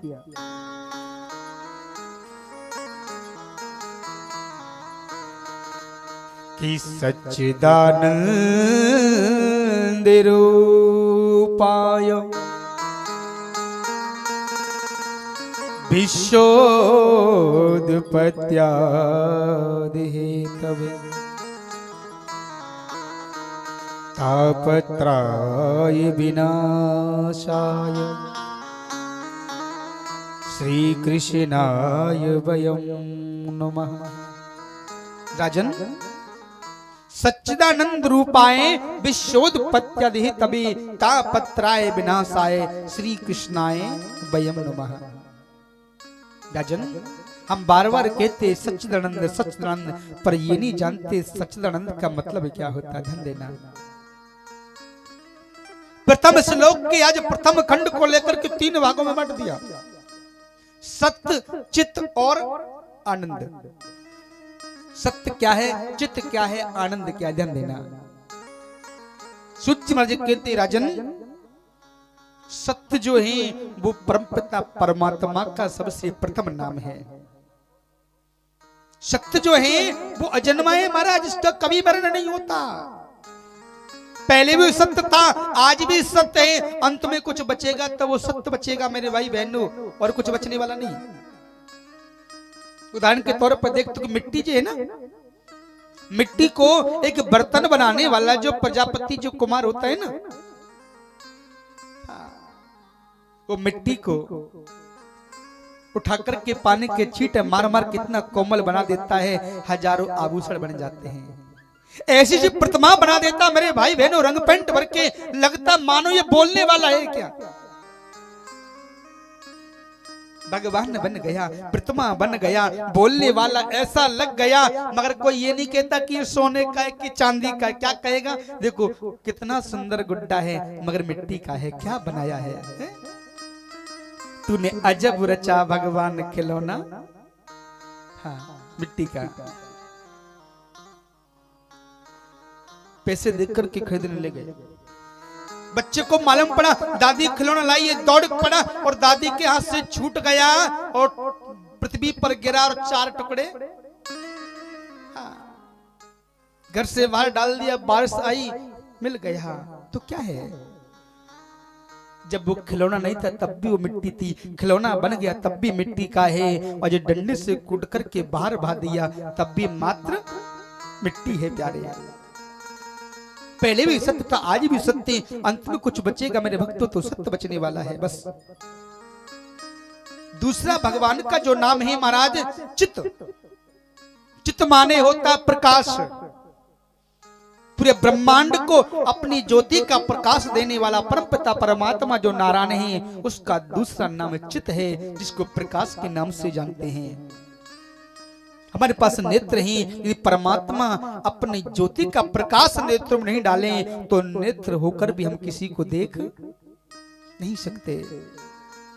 लाइट चली जाए, हमको उजाले की जरूरत पड़ती है, मगर वो परमात्मा पूरे ब्रह्मांड का अपने ज्योति का प्रकाश फैलाता है। उस परमात्मा का दूसरा नाम प्रकाश है, जिसको चित्त के नाम से जानते हैं। सत्य, चित्त और आनंद। आहा प्यारे, आनंद एक ऐसा शब्द है जिसका जितना भी बखान किया जाए वो कम है। संसार में सबका उल्टा हो जाता मेरे भक्तों, पर आनंद का उल्टा कभी भी नहीं होता। एक संत ने कहा, हाँ जी, आनंद का उल्टा निजानंद होता है। तो संत ने कहा, भैया आनंद के आगे चाहे तुम निजानंद लगाओ, चाहे धनानंद लगाओ, चाहे सतानंद लगाओ, चाहे परमानंद लगाओ, आनंद कभी भी उल्टा नहीं होता। बोले भैया वो आनंद परमात्मा का नाम है, वो कहां मिलता है? ध्यान देना, मोटे मोटे डल्लभ के गद्दे पे सोने का मतलब आनंद नहीं होता, एसी में सोने का मतलब आनंद नहीं होता, करोड़ों की दासी दास सेवा करने का मतलब आनंद नहीं। बोले आनंद क्या है? बोले आनंद तो कैसी वस्तु है प्यारे, आनंद प्राप्त करना है तो ईश्वर के चरणों के अलावा कहीं भी मिलने वाला नहीं है। मिलता है आनंद प्रभु घनश्याम आपके चरणों में। सच्चा आनंद उस परमात्मा के चरणों के अलावा दूसरे कहीं मिलने वाला नहीं मेरे भक्तों। सच्चिदानंद रूपा है, ये तीनों परमात्मा के रूप हैं, सत्य, चित्त और आनंद। सच्चिदानंद रूपाय विश्वोत्पत्त्यादि तबे। संसार में वैसे तो अनेकों प्रकार के कष्ट होते हैं, पर संसार में 3 प्रकार के जो कष्ट हैं वो बड़े कठिन बताए गए हैं। सूत जी महाराज बताने लगे, सुनकर शिव।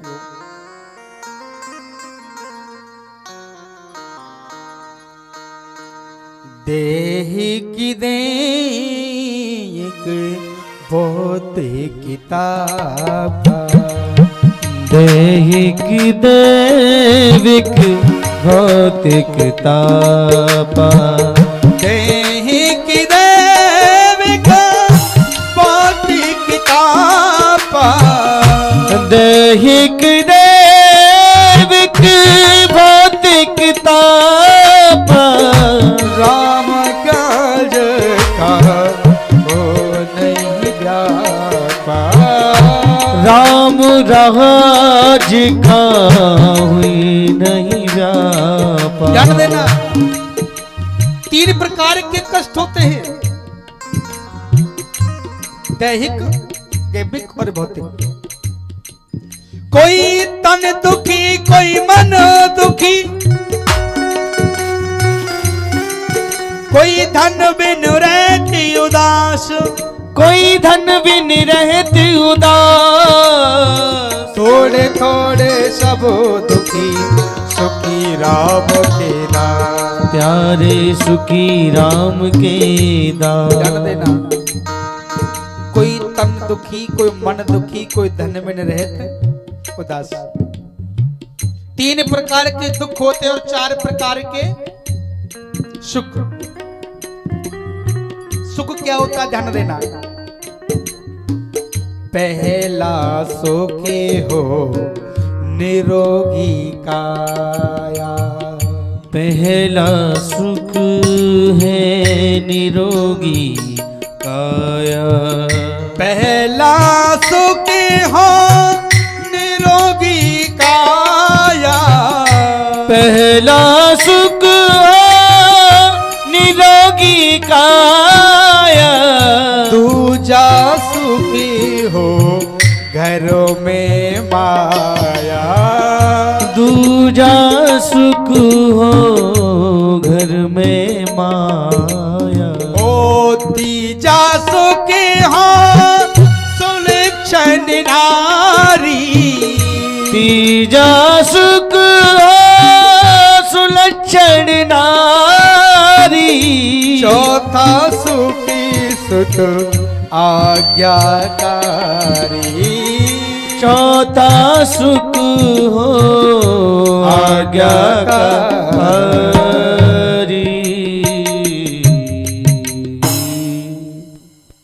पहला सुख निरोगी काया, जिस शरीर में रोग नहीं है तो सबसे बड़ा संसार का सुख हमको मिल गया। दूजा सुख हो घर में माया, पैसों की आमदनी कभी खत्म नहीं होनी चाहिए। तीजा सुख सुलक्षण नारी, पत्नी महाराज अच्छी होनी चाहिए, पति की आज्ञा का पालन करने वाले। और चौथा सुख सुत आज्ञाकारी, मेरा जो बेटा है ना वो दुराचारी ना हो, हमारे माता पिता की सेवा करने वाला हो। मगर चारों सुख सबको नसीब नहीं, ये चारों सुख सबको नसीब हो जाए तो प्यारे उस परमात्मा को कोई नहीं मानेगा। जान देना, यदि चारों सुख भगवान को सबको मिल जाए तो क्या भगवान को याद करेंगे हम, सत्संग करेंगे? कभी नहीं करेंगे प्यारे। दुख में सुमरन सब करें, सुख में करे न कोई, जो सुख में सुमरन करे तो दुख काहे को होए। हम लोग कहते अब के जन्म लेंगे तब करेंगे, अब के जन्म लेंगे तो करेंगे। कहता भजन कर बोले करूंगा, भजन कर बोले करूंगा, और बड़ा पाता फिर कहता मैं मरूंगा मरूंगा मरूंगा, और मर जाता है। तो कब करेगा? जान देना, एक जन्म नहीं, ये करोड़ों जन्मों का पुण्य इकट्ठा होता है, तब कहीं जाकर के भगवान की कथा सुनने को मिलती है मेरे भक्तों। कि पुनरापि जननम पुनरापि मरणम पुनरापि जनने यठरीशेनम।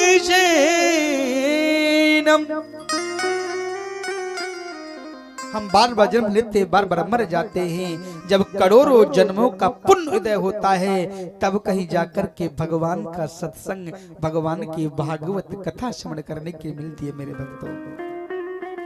एक जन्म नहीं, करोड़ों जन्मों का पुण्य हमारा प्राप्त होता है, तब कहीं जाके ऐसा सत्संग श्रवण करने के लिए मिलता है। ऐसा शास्त्रों में लिखा है। तीन प्रकार के दुखी मानव हैं प्यारे। एक तन दुखी है, करोड़ों की संपत्ति है, दास दासी सेवा कर रही है, अरबों का टर्नओवर रोज होता है, पर फिर भी दुखी है। बोले क्यों? घर में ऐसा भोजन करता है कि भिखारी भीख मांगने वाला भी नहीं करता होगा। दाल भी खाएगा तो बिना तड़का लगाए। पत्नी ने कहा तो पराठे बना दे, नहीं नहीं सूखी रोटी बना दे। डॉक्टर साहब ने मना किया है, तूने चिकना खिलाया, मेरा ब्लड प्रेशर हाई हुआ और मैं गोविंदा है। जितना ज्यादा पैसे वाला जितने ज्यादा झंझट। मैं देखता हूं कहीं सफर में जाएंगे तो एक थैला तो दवाइयों का भरा हुआ होगा, 10 मिनट बाद शुगर की, 10 मिनट बाद बीपी की, 10 मिनट बाद थायराइड की, पता नहीं क्या क्या लगे रहते दिन भर। खाओ, दिन भर निकल जाता है प्यारे, समय से दवा लेते लेते। बचाइए, ये अरबों की संपत्ति किस काम की आपकी? फिर कहता ये मेरा। ध्यान देना, ये कुछ भी हमारा नहीं मेरे भक्तों। मेरे सदगुरुदेव ने बताया, बेटा कबीरा हम पैदा हुए जग हंसा हम रोए, ऐसी करने कर चलो हम हंसे जग रोए। संकल्प लिया गोपाल, जिंदगी में जीवन में यदि कुछ प्राप्त करना है तो बेसहारों का सहारा बन जाओ प्यारे, कल्याण हो जाएगा। हम प्रत्येक साल में जितनी भी भागवत कथा करते हैं,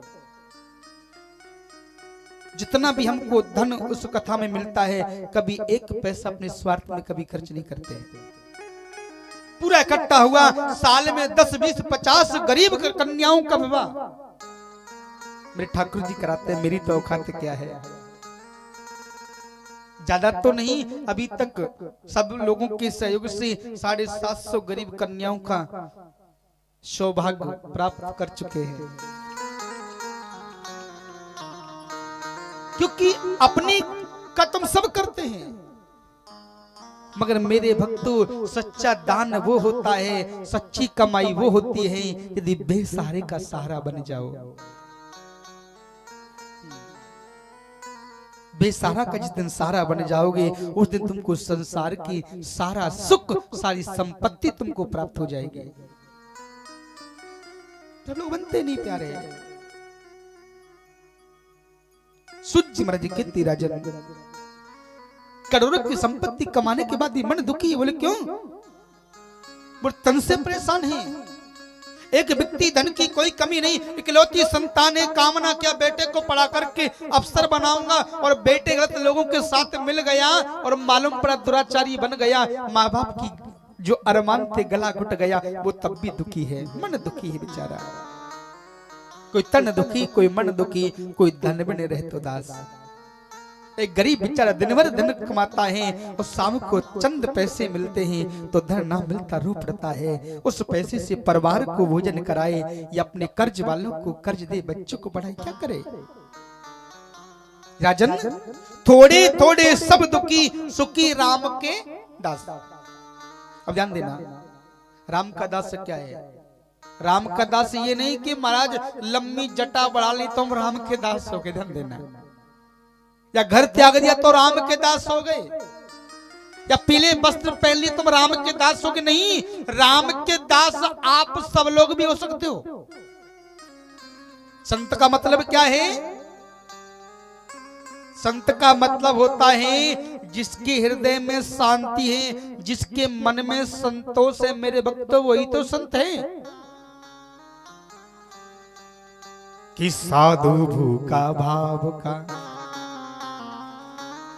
कि साधु भूखा भाव का, कि धन का भूखा नहीं, कि जो धन का भूखा फिरे वो कोई साधु नहीं। अपने लिए मांगो यदि मर जाना स्वीकार, पर स्वार्थ मांगो यदि तुम तनक न आवत लाज। अपने लिए कभी जीवन में मानना चाहिए। और महाराज यदि किसी निर्धन का बेसहारा बन जाओ तो जीवन में कभी ये नहीं सोचना चाहिए कि मैंने क्या मांग लिया। मेरे मालिक तूने मुझको सब कुछ दिया, तेरा शुक्रिया हो, तेरा शुक्रिया। सब कुछ दिया ईश्वर ने। तो देखिए, ज्यादा समय न लेते हुए 10 मिनट और कथा स्मरण करेंगे। उसके बाद में बड़ी सुंदर हमारे ब्रज के कलाकारों के द्वारा प्रत्येक दिन आपको एक से एक सुंदर झांकी के दर्शन होंगे। आज प्रथम दिन ही कहते हैं जब तक हनुमान जी महाराज का आगमन नहीं होता तब तक कोई भी कथा सफल नहीं होती। आज बड़ी सुंदर हनुमान जी महाराज की झांकी के दर्शन करेंगे। कल बड़ी सुंदर शंकर भगवान पार्वती के झांकी के दर्शन करेंगे। प्रत्येक दिन हमारे ब्रज के कलाकारों के द्वारा एक से एक सुंदर झांकी आप लोग को देखने के लिए मिलेंगे। ओ मेरे दाता तूने मुझको सब कुछ दिया, तेरा शुक्रिया हो, तेरा शुक्रिया, तेरा शुक्रिया, तेरा शुक्रिया। मेरे मालिक तूने मुझको सब कुछ दिया, तेरा शुक्रिया हो, तेरा शुक्रिया, तेरा शुक्रिया, तेरा शुक्रिया। श्री राम है।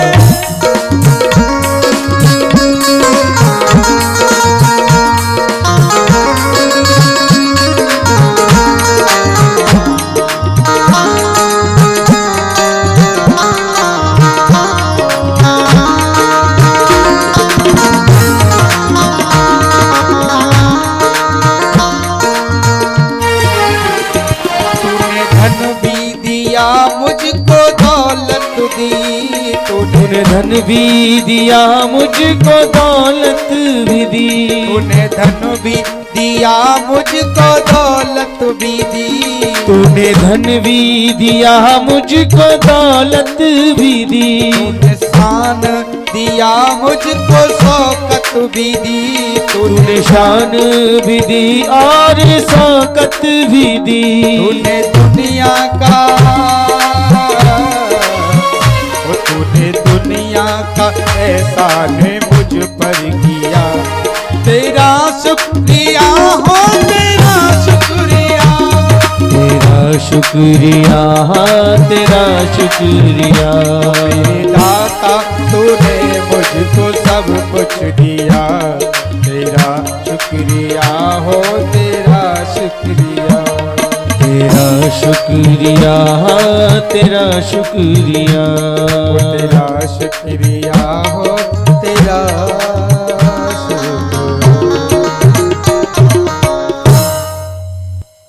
बोले भक्त बख्शाल भगवान की जय, सावरिया सेठ की जय। तुम नहीं बोलोगे, इनकी भी तो मालूम पड़ना चाहिए कि लोग जगे हुए हैं। बोले चार भुजानाथ की। माताओं की थोड़ी बहुत आ रही है, हमारे भाई लोगों की तो मालूम ही नहीं पड़ रहा है। हाँ, एक चीज बता दे, इसलिए आजकल हमारी माता ना कुछ ज्यादा तरक्की कर रही है, हर जगह आगे माताओं को। हाँ, क्योंकि हम लोग पीछे इसलिए रहते हो, देखते हो ना ट्रेन में भी महाराज कितनी भीड़ हो, भाई लोग भले 50 साल का बुढ़ा खड़ा है तो कोई नहीं कहेगा बाबा बैठ जाओ, और माता जी बस बहन जी आ जाओ, सीट खाली है। ये माता सबसे आगे, हमारे भाई लोग पीछे रहते चले जा रहे हैं। एक चीज बता दे, माताएं तो आगे आगे रहेंगी, हम लोग को भी आगे रहना चाहिए।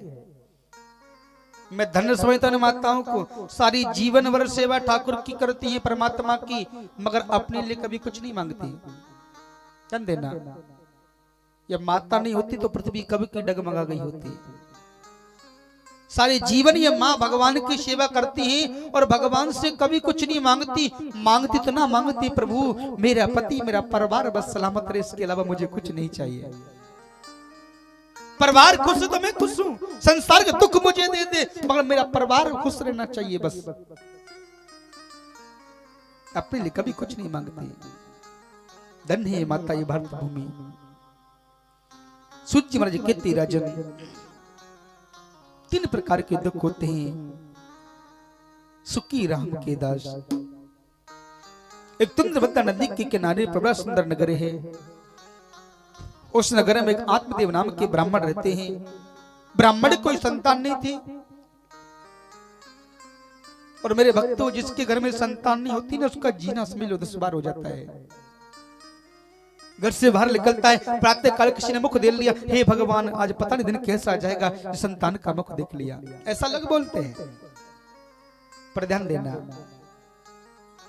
हम लोग कहते हैं संतान हो गई तो भाग्यशाली है, और संतान नहीं हुई तो अभागिन। पर ध्यान देना, संतान से भाग्यशाली और अभागिन का कोई लेना देना नहीं है मेरे भक्तों, ध्यान देना। यदि भाग्यशाली की कोई बात है तो ध्यान देना, यदि संसार में कोई दुर्भागी है तो वो मानव है जिसका संबंध भगवान से टूटा हुआ है। असली भाग्यशाली संसार में कोई है तो वो प्राणी है जिसका संबंध ईश्वर से जुड़ा हुआ है। विचार करिए, क्या यदि संतान से मानव भाग्यशाली होता है तो मीरा जी कितनी संतान थी? है? क्या इसका मतलब वो दुर्भाग्य है? जिसके उंगली के सारे पर ठाकुर जी नाचते थे, क्या वो भाग्यशाली नहीं है? कर्मा बाई जिसने अपने हाथों से भगवान को खिचड़ी खिलाई, क्या वो दुर्भाग्य है? माता भिल्ली सबरी जिसने भगवान को अपने झूठे मुख के बेरों को पान कराया, कितनी संतान थी उनकी? मेरे भक्तों, संतान से भाग्यशाली दुर्भागी कोई मतलब नहीं होता। असली भाग्यशाली वो है जिससे संबंध भगवान से जुड़ा हुआ है, वो भाग्यशाली है। और ध्यान देना, हम लोग कहते हैं वीआईपी। वीआईपी का मतलब क्या है? 100 रुपए की टिकट कटा करके जल्दी से दर्शन हो गए, वो वीआईपी नहीं होता। असली संसार में कोई वीआईपी है तो वो है जिसके भगवान घर पर दौड़ करके आते हैं, जिसके द्वार पर भगवान स्वयं चल करके आते। असली वीआईपी तो मीरा जी है, असली वीआईपी तो कर्मा भाई है महाराज। जब भगवान स्वयं दौड़ कर के आए, हम उसके दर पर दौड़ के जा रहे हैं। वीआईपी नहीं, ये तो पैसे का ढकोसला है बस। 100 रुपए दिए, दर्शन कर लिए, ढक्का मुक्का नहीं खाया प्यारे। अरे ढक्का मुक्का खाने के बाद दर्शन करने का आनंद ही कुछ और होता है। इधर महाराज आत्मदेव नाम के जो ब्राह्मण हैं वो बड़े ही दुखी हैं। क्यों? संसार के लोगों को ताने मारते हैं, निसंतान हैं, इसकी महाराज मुख देखना बुरा है, ऐसा लग बोलते हैं। एक पंडित जी के पास में आए, पंडित जी से बोले जय श्री कृष्ण। बोले जय श्री कृष्ण। पंडित जी मैंने सुना घर में गौ माता है, दूध मिलेगा।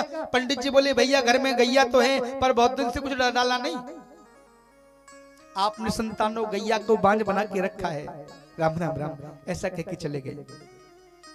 एक आया, पंडित जी जय श्री कृष्णा, जय श्री कृष्णा, घर में तुलसी का पेड़ है? बोले हाँ। कुछ पत्ते मिलेंगे, सेवा करना है। पंडित जी बोले पेड़ भी है, पानी रोज लगाता हूँ, पता नहीं क्यों तुलसी का बिरबा सूख जाता है। अरे राम राम राम, निसंतान हो, तुम्हारे हाथ का तो देवता भी जल नहीं लेते, ऐसा बोल देते हैं लोग। पंडित जी के मन में दुख हुआ, जंगल में चल पड़े, मन में प्रण कर ले, आज तो प्राण त्याग दूंगा। जंगल में कुआं था, कुआं में कूदना चाहते थे, सामने संत आए, रोक दिया, ठहरो, क्या कर रहे हो, क्यों मरना चाहते हो? देख रही तुमको ज्ञानी नजर आते हो, ज्ञानी हो? हाँ महाराज। क्यों मरते हो? बोले बेटा नहीं, संतान इसलिए। वाह वाह, कितना अच्छा आदमी है। अरे जिसका कोई मतलब नहीं निकलता, उसके लिए तो अपना जीवन समाप्त करता है? हम कितने बेटा साथ निभाएगा, मेरे वक्त तो हमारा वहम है, कोई शांति निभाता कि बेटी साथ निभाएगी नहीं, केवल कन्यादान तक। बेटी के पीले हाथ हो गई, हमारा कोई अधिकार नहीं है, ससुराल वालों की मर्जी। बेटा साथ निभाएगा तेरा अग्निदान तक। पिता की चिता में आग लगाई, पिता की प्रॉपर्टी मारे नाम हो गई, और फिर काम खत्म। कि पत्नी साथ निभाएगी केवल तेरे मकान तक, परिवार साथ निभाएगा 12 ब्राह्मण दान तक। 12-13 दिन हुए, पंडित जी को भोजन कराया, दान दक्षिणा दी, और बस काम खत्म। मरने से पहले कभी अपने पिताजी को एक लोटा जल नहीं पिलाया। मरने के बाद हरिद्वार में जाकर के प्याऊ लगा रखा है, ठंडा जल, शीतल जल। किसकी तरफ से? बोले फलाने फलाने स्वर्गीय जो मर गए, उसके बेटा उनकी आत्मा की शांति के लिए चला रहे हैं। मरने से पहले पिता को कभी एक स्वापी जाकर के एक महाराज कपड़ा ला करके नहीं पहनाया। मरने के बाद लाखों ब्राह्मणों को दान कर रहे। क्या वस्त्र दान? किस लिए? बोले पिताजी मर गए उसके लिए है। मेरे भक्तों कभी कल्याण होने वाला नहीं। अरे जिंदे पे तुमने कुछ नहीं किया तो मरने के बाद कुछ बोले कुछ नहीं मिलेगा। आत्मदेव जी ने महाराज प्राण की। आज संत ने कहा तुमको संतान चाहिए? बोले हाँ। संतान नहीं मिले तो मर जाऊंगा। संत ने झोली से फल निकाल दे दिया, ले जाओ पत्नी को खिला देना, इस फल को खाने से उसके सुंदर सा बेटा होगा। आत्मदेव जी घर आए, अपनी पत्नी से देवी ये फल खा लो, संत का आशीर्वाद बेटा होगा। दंड देना कभी कभी होता है, जैसे भाई लोग होते हैं ना, ऐसी माताएं नहीं मिलती हैं, बुरा मत मानना, सबकी नहीं कह रहा हूं। पंडित जी का नाम आत्मदेव, बड़े ज्ञानी, और माँ का नाम धुंधली देवी। धुंधली देवी का मतलब होता है जिसके जीवन में अंधकार धुंध भरा होता है, वो धुंधली होती है। पति ने कहा विपरीत से चलती है। फल ले तो लिया, अब मन में सोच रही है फल खाऊंगा तो गर्भ बढ़ेगा, और गलती से घर में आग लग गई, सब निकल के भाग जाएंगे, मुझसे भागा नहीं जाएगा, मैं नहीं खाऊंगी। विपरीत सोचने लगी। पड़ोसन आई, बोले बहनी क्या बात है? बोले पति फल लेके आ गया है। बोले खा ले। बोले तू भी वही बात कहती है? अरे ऐसा कोई फार्मूला बता, फल भी नहीं खाऊं और बेटा भी हो जाए। पड़ोसन बोली वाह प्रभु कैसी लीला है। अरे जिसके पास में धन की कमी नहीं, उसके खाने वाला नहीं, और जिसके पास संतानों की कमी नहीं, उसके पास धन नहीं। वैसे तो कोई मासा नहीं कर सकती, बस ने कहा बहने काम कर, तू जानती है मेरे घर में बच्चों की कोई कमी नहीं, धन की कमी है। मेरे घर में संतान पल रही है, कुछ दिन तुम ढोंग कर लो गर्भवती होने का, जो मेरे बेटा होगा मैं तुझे दे दूंगी, तुम बदले में धन दे देना। फल का क्या करूं? बोले करना क्या है, घर में जो गैया तेरी बंधी है गौ माता, उसको खिला दे, जो कुछ होना होगा उसके हो जाएगा। संत के फल को गौ माता को खिला दिया, संत की कृपा हुई महाराज। आज गौ माता ने सुंदर पुत्र को जन्म दिया, कान तो गौ के जैसे हैं, शरीर पूरा मानव का जैसा है। आज संतों इसका नाम गौ कर्ण रख दिया। बोली गौकर्ण जी महाराज की जय हो। गौकर्ण जी महाराज बड़े ज्ञानी हुए, जंगल को रहने लगे। पड़ोसन आई, पड़ोसन ने अपना बेटा पकड़ा दिया, चुपचाप से धन दे दिया। अब तो धुंधली बड़ी खुश हुई, अरे पंडित जी देखो बेटा हो गया। पंडित जी बोले बड़ी खुशी की बात है, पहले तो एक भी नहीं था, दो दो बेटा हो गए, गैया के हो गए तुम्हारे। तो भाई क्या करें? वो नामकरण करो। बोले कर दीजिए। आत्मदेव जी बोले मेरा नाम आत्मदेव है, मैं बेटे का नाम परमात्मदेव रखूंगा। धुंधली बोले ये भी कोई बात है? बोले क्या करना है? बोले नाम हम रखेंगे। पंडित जी बोले तुम रख लो। पंडितानी बोली हमारा नाम धुंधली देवी, हम अपने बेटे का नाम रखेंगे धुंधकारी। अपने से भी ज्यादा कुटिल मंद बुद्धि वाला नाम रख दिया। गौकर्ण पंडितो ज्ञानी, धुंधकारी महाखल। दुष्ट बन गया, किसी के सर को फोड़ जाता, किसी गैये के बछड़े को मार देता, कभी कुछ करता, विपरीत। डर के मारे कोई भी नहीं आता, क्योंकि धुंधली जो देवी है बड़ी खतरनाक, डर के मारे कोई नहीं आए। पंडित जी के सामने तो ऐसी चुप जैसे कुछ जानती ना हो, और पंडित जी निकल गए, फिर तो घर में किसी को जीने नहीं दे, पड़ोस में ऐसी देवी जी महाराज। धुंधकारी बड़ा हुआ, जो कर्मकांडी ब्राह्मण जिसके घर में शास्त्र होते थे, एक दिन घर में देखा दारू की बोतल, मांस के टुकड़े पड़े हैं। पंडित जी ने कहा बेटा हम कर्मकांडी ब्राह्मण ये शोभा नहीं देता। धुंधकारी ने कहा खबरदार, एक शब्द बोले तो है, बुढ़ा हो गया है ना, दिमाग काम नहीं करता, बुद्धि खराब हो गई तेरी। ऐसा है इस घर में रहना तो आराम से रहे, नहीं तो चुपचाप से रवाना हो ले, यहाँ जैसे मैं कहूंगा ऐसा होगा। आया है आत्मदेव के नेत्रों से जल बरसने लगा। याद आया मैं संत की बात तो मान गया होता तो आज मुझे दिन देखना नहीं पड़ता। और मेरे भक्तों जो अपने महापुरुषों की बात नहीं मानता है, एक न एक दिन उसको दुख का सामना करना पड़ता है, इसको कोई भी मेटने वाला नहीं। नितांत सत्य है। आत्मदेव जी ने कहा हमारे गौकर्ण से बेटा मेरा अपमान हुआ है, मैं यहीं नहीं रहूंगा। जंगल को गए और जंगल में जाकर के भगवान का भजन करके अपने शरीर को त्याग दिया। गौकर्ण जी महाराज जंगल को निकल गए। अब तो माँ बेटा आराम से रहते, जो धन था सब खत्म। माँ से का धन दे, माँ ने मना किया तो महाराज माँ को पीटना चालू कर दिया। माँ को समझ में आया अरे मैं कितनी पापिन हूँ, मैंने देवता समान पति से झूठ बोला और फिर भी मुझे दंड मिला। रात्रि को धुंधली देवी गई, जिस कुएं में आत्मदेव कूदना चाहते थे उसी में कूद करके प्राणों को समाप्त कर दिया, प्राण त्याग दिए। धुंधकारी ने देखा कि अब तो कोई नहीं रहा, धन खत्म हो गया, राजा के महलों में चोरी की, घर में 5 वेश्याओं को लिया। ध्यान देना ये 5 वेश्या बड़ी खतरनाक है, हम सबके पास है। काम, क्रोध, मद, लोभ और अहंकार, जिसके अंदर ये 5 वस्तु होती है जीवन नरक बन जाता है। 5 वेश्याओं ने क्या काम किया? मालूम पड़ा राजा के महल से चोरी किया, राजा को मालूम पड़ गया तो फांसी पे चढ़ा देगा। 5 ने धुंधकारी को चारपाई से बांधा और लाठी डंडा से पीटना प्रारंभ कर दिया। नहीं मरा, लकड़ी को जला करके लकड़ी की आग मुख में डाली, तब तब करके प्राण त्याग दिए, प्रेत बन गया। ध्यान देना जो माता पिता को कष्ट देता है, अकाल मृत्यु मरने वाला मानव प्रेत बनकर के संसार में भटकता रहता है। गुरुदेव से प्रार्थना की, गौकर्ण जी महाराज आए। गौकर्ण जी महाराज ने गुरुदेव ने कहा बेटा अकाल मृत्यु मरने वाले मानव के लिए जब तक भागवत कथा का अनुष्ठान नहीं करते तब तक उसकी मुक्ति नहीं होती। आज गौकर्ण जी महाराज ने कथा श्रवण कराई, आज धुंधकारी को बुलाया। धुंधकारी प्रेत बन के भटक रहा है। देख बड़ा सुंदर अन्न बगीचा है, बांसों के वृक्ष में एक 7 ग्रंथि वाला बांस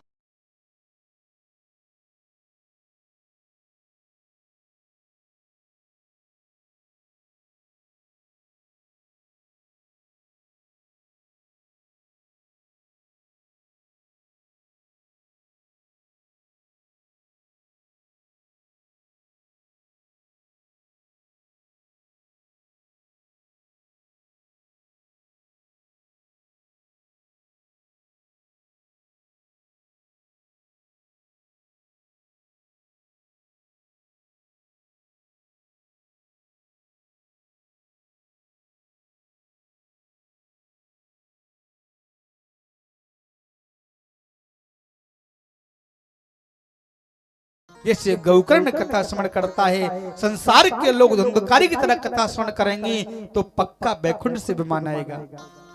1 वर्ष पूर्ण होने के बाद में फिर गौकर्ण जी ने कथा को सुनाया। संसार के लोगों ने भाव से कथा को स्मरण किया। आज सुंदर सा विमान आया और विमान में बैठकर के भगवान के बैकुंठ धाम को चले गए। बोली भक्त वत्सल भगवान की जय। सुदेव जी महाराज के 13 जन्म। ये कथा श्रवण करके माता भक्ति देवी ने अपने पुत्र ज्ञान वैराग का उद्धार कराया। सत कुमार के द्वारा आज भक्ति देवी ने ज्ञान वैराग की आज मुक्त कराया। सुखदेव जी महाराज के 13 जन्म। यहाँ से आगे की जो कथा है वो कल ठीक 7:30 बजे आप स्मरण करेंगे। 7:30 बजे का समय ठीक है ना जी? ठीक है। और आइए बड़ी सुंदर हनुमान जी महाराज की झांकी के दर्शन करेंगे। और देखिए निवेदन है, शास्त्र में लिखा है भगवान की कथा में, भगवान के मंदिर में, अपने रिश्तेदारी में, अपने मित्र के यहाँ, गुरु के यहाँ कभी खाली हाथ जाना नहीं चाहिए। इसी निवेदन है, आज प्रथम दिन है, शास्त्रों का नियम है कि कुछ ना कुछ प्रसाद लेकर के आना चाहिए। आपसे निवेदन है कि कल से थोड़ा थोड़ा प्रसाद जो भी आपसे बन सके थोड़ा थोड़ा प्रसाद लेकर के आएंगे, क्योंकि थोड़ा थोड़ा लाओगे तो यहाँ ज्यादा हो जाएगा। और वो प्रसाद जब सबको वितरण होगा, सबके मुख में जाएगा, और कौन कैसा आशीर्वाद दे दे इसकी गारंटी किसी को नहीं है। ये कार्यक्रम आप सभी क्षेत्रवासियों गांव वालों का है, तो आपसे निवेदन है कि आप सभी लोग इस यज्ञ में अपना कीमती समय निकाल करके अपना तन मन धन अर्पण करके यज्ञ को सफल बनाएंगे, जिससे कि ये वृंदावन से, अयोध्या से जो ब्राह्मण आए हैं खुशी खुशी आपके गांव से विदा होकर के अपने अवधपुरी वृंदावन धाम पहुंचे। और कोई भी यदि भक्त इन ब्राह्मणों को भोजन पानी या फलार नाश्ता कुछ भी कराना चाहता हो, घर पे ले जाना चाहता हो, तो हम लोग जातिवाद नहीं देखते, यहाँ तो भाव देखते हैं, प्रेम देखते हैं। भाव का भूखा हूँ, भाव ही बस सारे हैं, और भाव से मुझे पुकारे तो भव से बेड़ा पार है। अंधधन और वस्त्र भूषण में कभी लेता नहीं, और भाव से पुष्प दे करता नहीं इनकार है। तो किसी को यदि ब्राह्मण को भोजन व्यवस्था करानी हो तो आप हमारे वो भैया हैं, क्या नाम है, शांतिलाल लोहार जी जो हैं, हाँ, इनसे आप संपर्क करेंगे। क्योंकि हमसे मत करना, क्योंकि कोई हमको बोल जाएगा, कोई उनको बोल जाएगा तो गड़बड़ हो जाएगा। पेट एक है और माल ज्यादा आने के बाद में होता है ना पलटी। पलटी क्या होता है? पलटी का मतलब जी में चलाना नहीं, पलटी का मतलब होता है डिलीवरी वापस लौटा देना। हमने माल भेज दिया गोदाम में, जगह नहीं, वापस ले जाओ भैया, हमको नहीं लेना, तो वो गड़बड़ हो जाता है। इसीलिए आप सभी लोग समय से भाव से आए। और निवेदन नहीं, मुझे उम्मीद है कि 2 दिन के बाद तो शायद ये पंडाल छोटा पड़ेगा। हाँ, आज से माहौल से देखने के लिए मिल रहा है, मगर मन में भाव होता है, मन में जगह होती है, सब कुछ हो जाता है। आइए समय को ध्यान देते हुए आप लोग बड़ी सुंदर झांकी के दर्शन करेंगे। हनुमान जी महाराज की झांकी के दर्शन। बोली बालाजी महाराज की।